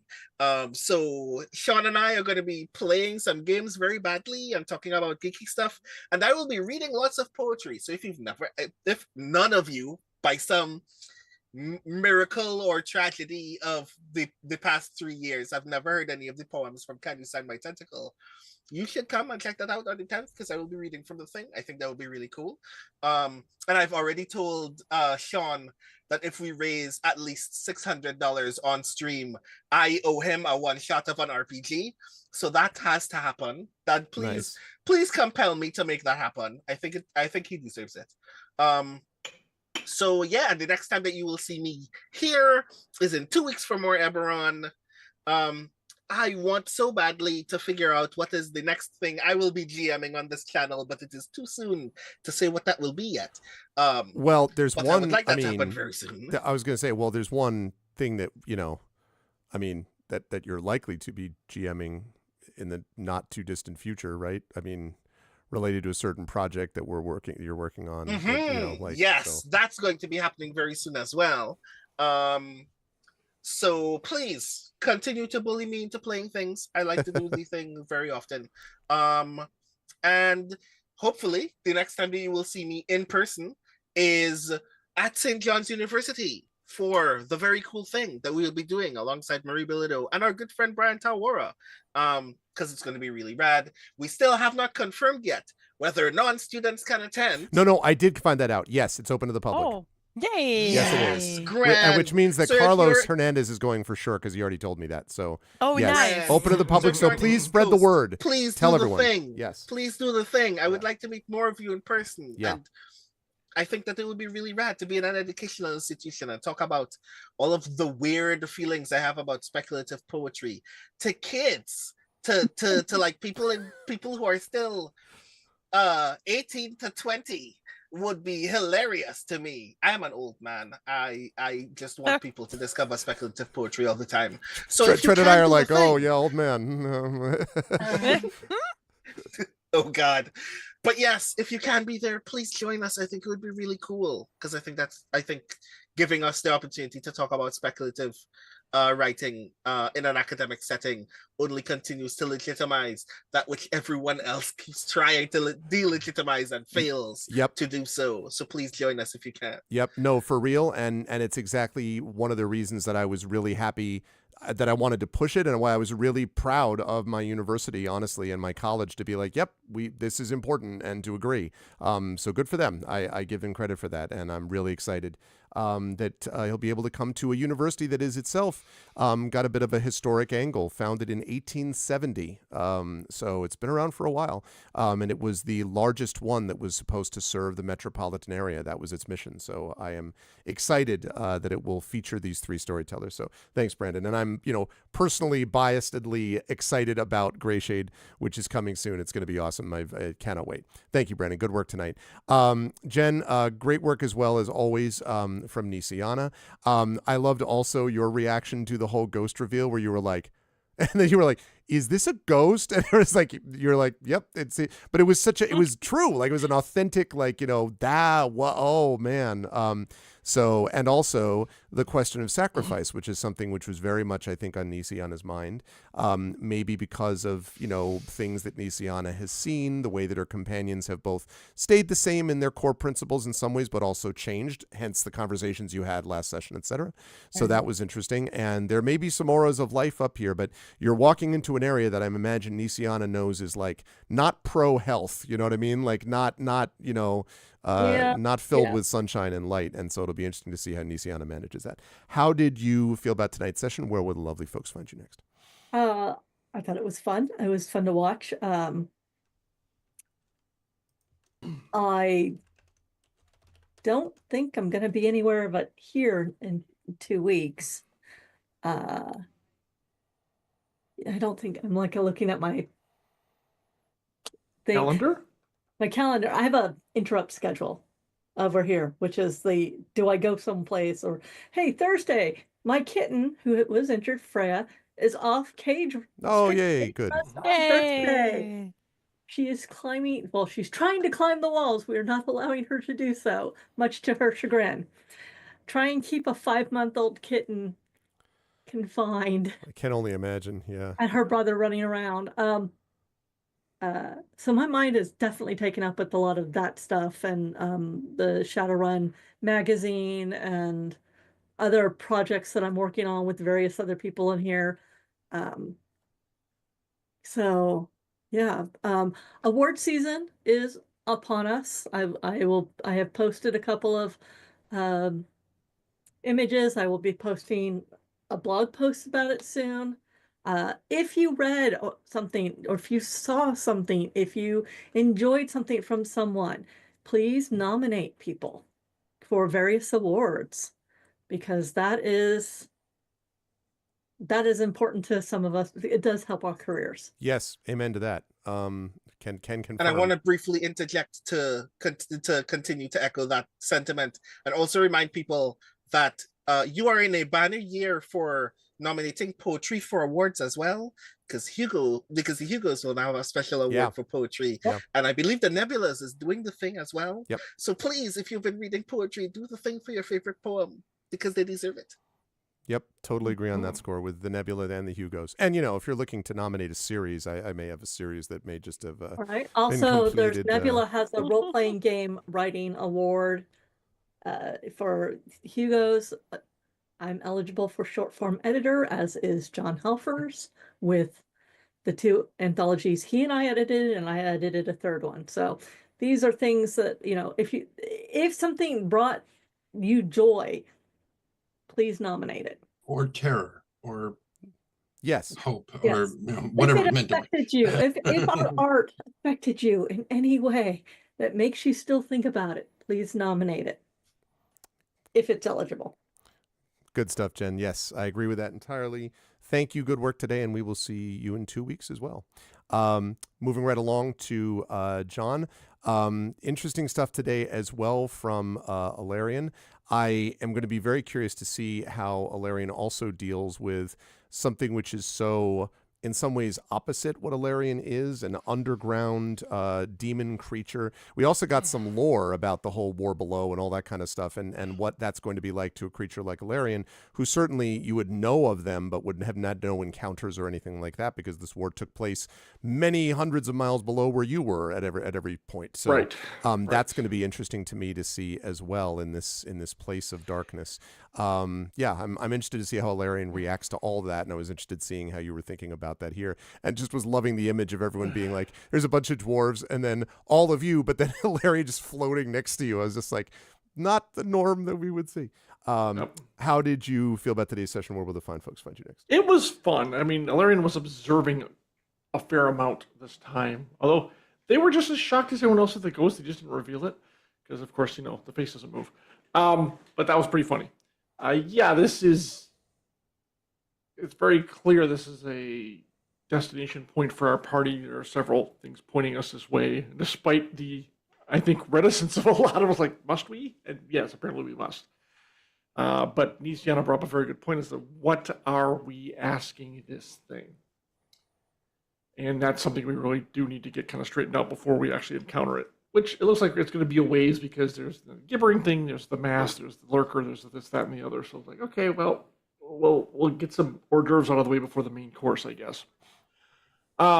It's going to be interesting because this is much like I think Nisiana feels. This is diametrically opposed to what Alarian's all about. So that final boss fight or boss encounter, not a fight yet, but boss encounter, yeah, that's going to be something. So I'm looking forward to coming back here in 2 weeks and see what goes on, see what happens. It'll be fun. It'll be good stuff, and you will also see more coming very soon. Soon with the Star Wars game that's starting up as well. The Wars Among Stars, absolutely. So there's that. And then you'll see more from various things from John, editorially and otherwise, coming in the new year with Catalyst, etc. So thank you, John. Good stuff today, as always. Moving right along, Marie, interesting stuff, I think, too, from Merimee in the level of the dreams. We had some moments there with the anti-scrying field, which caused some issues. In general, the Kalashtar stuff that's been interfering a bit with the dreams, the sort of focus on the draconic prophecy nature of things. So there's that. But there's also, the fact that now you're in a place where there is sort of sacrifice, and there's maybe something like mind control or necromantic something or stuff that does not seem to me to fit well with what the Kalashtar would hope from things around them. And so I am very curious to see how Merimee is going to deal with a place like this, other than with flourishes and the sword, of course. That's a whole other matter. But how did you feel about today's session? Where will the fine folks find you next? I had a great time, as always. Always fun to see everyone else RP. I like teaming up with Rowan and going to chat that. I wasn't sure how it was going to go either. I was like, well, Rowan's going to get something extra out of him, or, I wasn't sure at all how it was going to go down, and then he was a ghost. So I did love that moment as well of when you said, like, as soon as you touched him, like, oh no, are you going to make me do a wisdom saving throw? I'm really bad at and now I'm stabbing everyone I love again. Yeah. And you were the one who obviously did the whole ghost discovery thing, where it was just like, there's that too. Oh, and then it's like, is everyone else a ghost? Like, we didn't touch anyone else. We need to become more huggy. We need to hug people, guys. This is important. So yeah, no, I had a great time. I'm really looking forward to seeing how well next time will go. With absolutely no trauma. So that's going to be cool. It's going to be great. And where you can find me next is going to be here on the 18th, and then at the event already mentioned, which I'm very excited for, at the end of February. It's going to be good stuff on both levels. Thanks, Marie. Always a pleasure. Last but certainly not least, Tren, Tantin, of course, is at the end of this rainbow is the unfortunate non-pot of gold known as having to go back to Metrol, presumably. But in the meantime, I thought it was interesting to me to see your discussions with Solring, where there was very much kind of like at some point the two of you were sort of talking shop because both of you know what's at stake, and both of you are artificers who know the drill about how this stuff works, and you both have your own regrets, I think, about some of what has been done in the past, and so forth. In some cases, on his level, the disastrous thing that became the Oracle of War, but as well about, unintended consequences, I think, of things, even if you didn't do them, seeing them done with others. So that was interesting to me. And then the idea of the three remotes, like helping with the whole amplifying the triangulation model thing and all that was really interesting too. And now you have this to deal with where, I don't know if Tantin has opinions about this one way or the other, going down to this place. I'm curious about how that's going to play out for Tantin, and what he thinks about being in a place with someone with terrible amounts of knowledge and a terrible old ancient creature that always asks a price for the knowledge that she provides. I'm very curious to see what Tantin feels about that. So how did you feel about the session tonight? Where will the folks find you next? I think for me, probably the most impactful moment was when Marie was like, so reach over to put it, and you were like, wait, let me stop you there. And I'm like, is he taking agency away from it? And then you finish your sentence. I'm like, oh, shit. No, he's just describing whatever the hell that was. Exactly. I was like, oh no. Yeah. just the abruptness with which you stopped her. I was like, wait a minute, what the hell is this all about? And it was like, oh, oh. And then so I'm immediately like, wait, does everyone else think that too? And it's like, is this a haunting that happens here every night that this dude bangs the door open? This just a Tuesday? What's going on? What the hell, you know? And now looking back and you're like, no, the door just kind of swings shut on its own. I'm like, did it? Did it really? I have to wonder what would happen if I just shot him. Because I can shoot ghosts with that crossbow. Anyway, whatever. There was a moment where when things were getting, kind of crazy, and I almost looked over at Easy and I was like, just do a quick turn. Just see what happens. If anybody else runs away from you, mini don't turn. Destroy them. Just downcast it, Mm-hmm. Don't channel divinity, just kind of divinity. That's all we need right now. It's just a little whatever that's called. Divinity spurt. Yeah, I didn't want to say that, but yes. Anyway, so where will people see me next? Here, though I may have less beard by then, probably.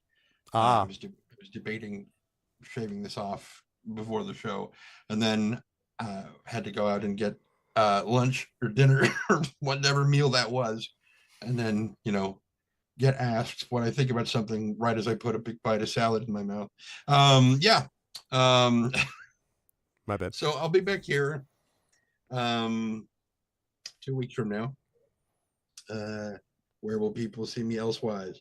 I don't know. Just get Trent's audio work. And among those things, maybe be on the lookout for maybe some new things coming that have been waited for a while, audio-wise, although we're not at liberty to say more of what, possibly. Massive tone. Yes, it's going to be great. Really? But Really, yeah. wonderful work. Thank you, Trent, and wonderful work from the entire Infinity and Beyond crew. Chat, can we get some love for the Infinity Beyond crew of Trent Sparks, Marie Bilodeau, John Helfers, Jennifer Brozek, Brandon O'Brien? Crew, I will see you folks, perhaps individually in different places, but I will see you all specifically for this group in 2 weeks as we see what happens in Spinweave's lair. Thank you, crew, so much. Good work, everyone. Bye for now. All right. So, good stuff, everybody. And it makes up for the fact that I saw that the Pittsburgh Steelers lost while this was all going on. God damn it. It was close. It was really close, but they've lost 4 in a row going into the playoffs, and that's not what you want. But they're in the playoffs. Who knows? Hope springs eternal. In the meantime, we have, the amazingness of D&D to be able to occupy it. I was paying attention to them, not to the game, so I popped on the score literally as they were finishing up. I'm like, God damn it. So, but it's okay. It's all right. It's fine. It's all good. It was a great pleasure to play with this crew as always. And if all goes well, what the plan is for later this year for this campaign to wrap up. And I'm going to have an announcement about what that looks like not too long from now. I don't have absolute confirmation yet, so I have to wait a few weeks to maybe a little over a month. But there is going to be something exciting about happening with this crew coming soon in terms of what the finale of this campaign would look like. So you will not want to miss that when it happens, assuming, of course, that they don't get destroyed before then. Let's hope that they can make it through Spinweave's lair, but we will find that out together in a couple of weeks. If you liked what you saw and heard today, I hope you will follow the channel. I hope you will check out our YouTube at !ArvTube, and thanks to those of you who are watching over on YouTube today. I hope you will join us on Discord, !ArvCord, where you can hang out with the Arvanauts in between streams. Twitter is !ArvTweets, where I hope you will join me there, and especially I hope you will join me on Blue Sky, !ArvSky, where I am building up my follower base as rapidly as may be.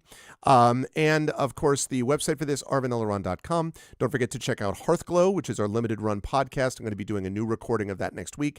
And then Triffid is going to get to work on a bunch of a few short episode edits coming from that. And then February next month, and then March is going to be the conclusion of that Hearthglow thing. And I'll have an announcement about that too when I have all those details set.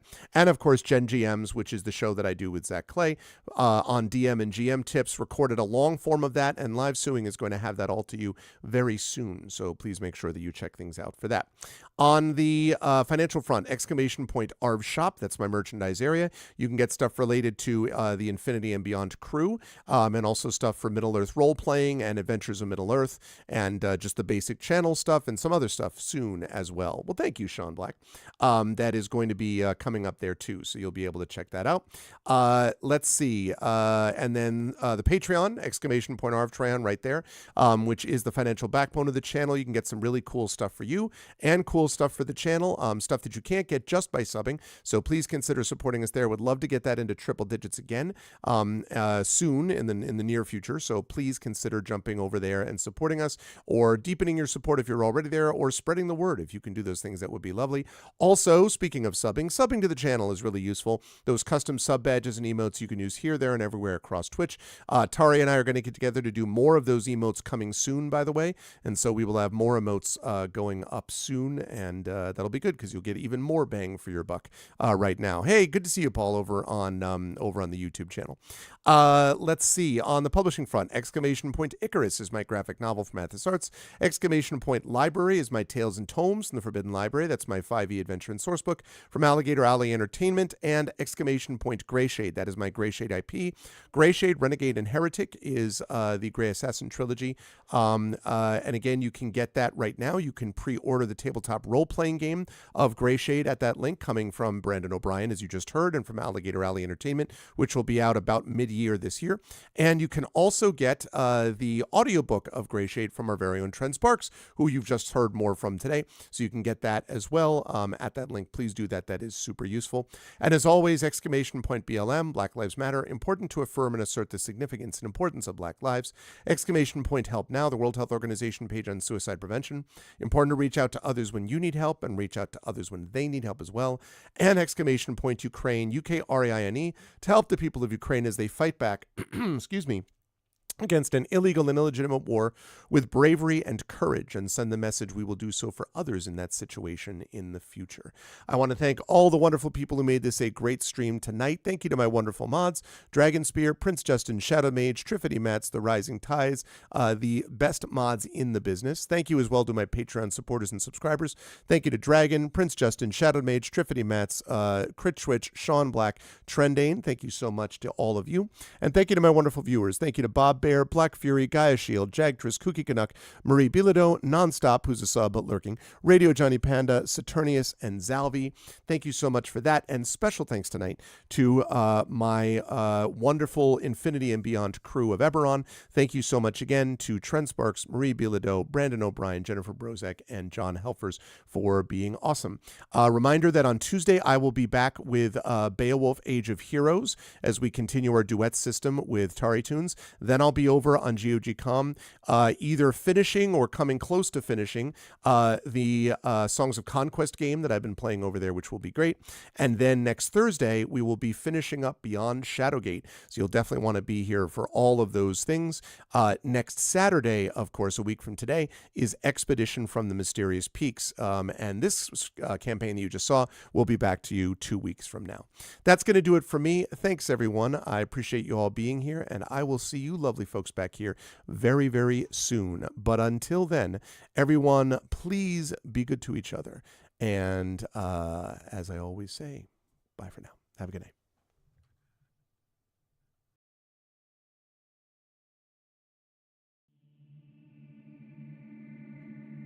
Most folks in Eberron live their lives hoping to survive and protect the ones they care about the most. A few do that and more, trying to help those around them, even the ones they don't know. But only one group does all that when no one else can. The King's Citadel, the ones who do the job no one else can do. Valerian, the Shield, a star-forged Aegis whose strength lies in their shield, their armor, and their will to keep the Citadel and its mission safe, no matter what the cost. Merime, the Sword, a Kalashtar bard whose dreams predict doom and disaster, so that her skill in battle, insight into the hearts and minds of those she encounters, and love for her sister and the Citadel is more necessary than ever. Tantin, the Brain, a dragon-marked human artificer whose jovial demeanor conceals a deep curiosity, razor-sharp intellect, and long memory. He knows what he did for the last war, and he knows what it did to him, and how much worse the next war could be. Nisiana, the Heart, a dragon-marked halfling healer whose love for her sister is matched only by her desire to help and heal the members of the Citadel. She's grown wiser and more wary, yet even in the midst of doubt, hope remains.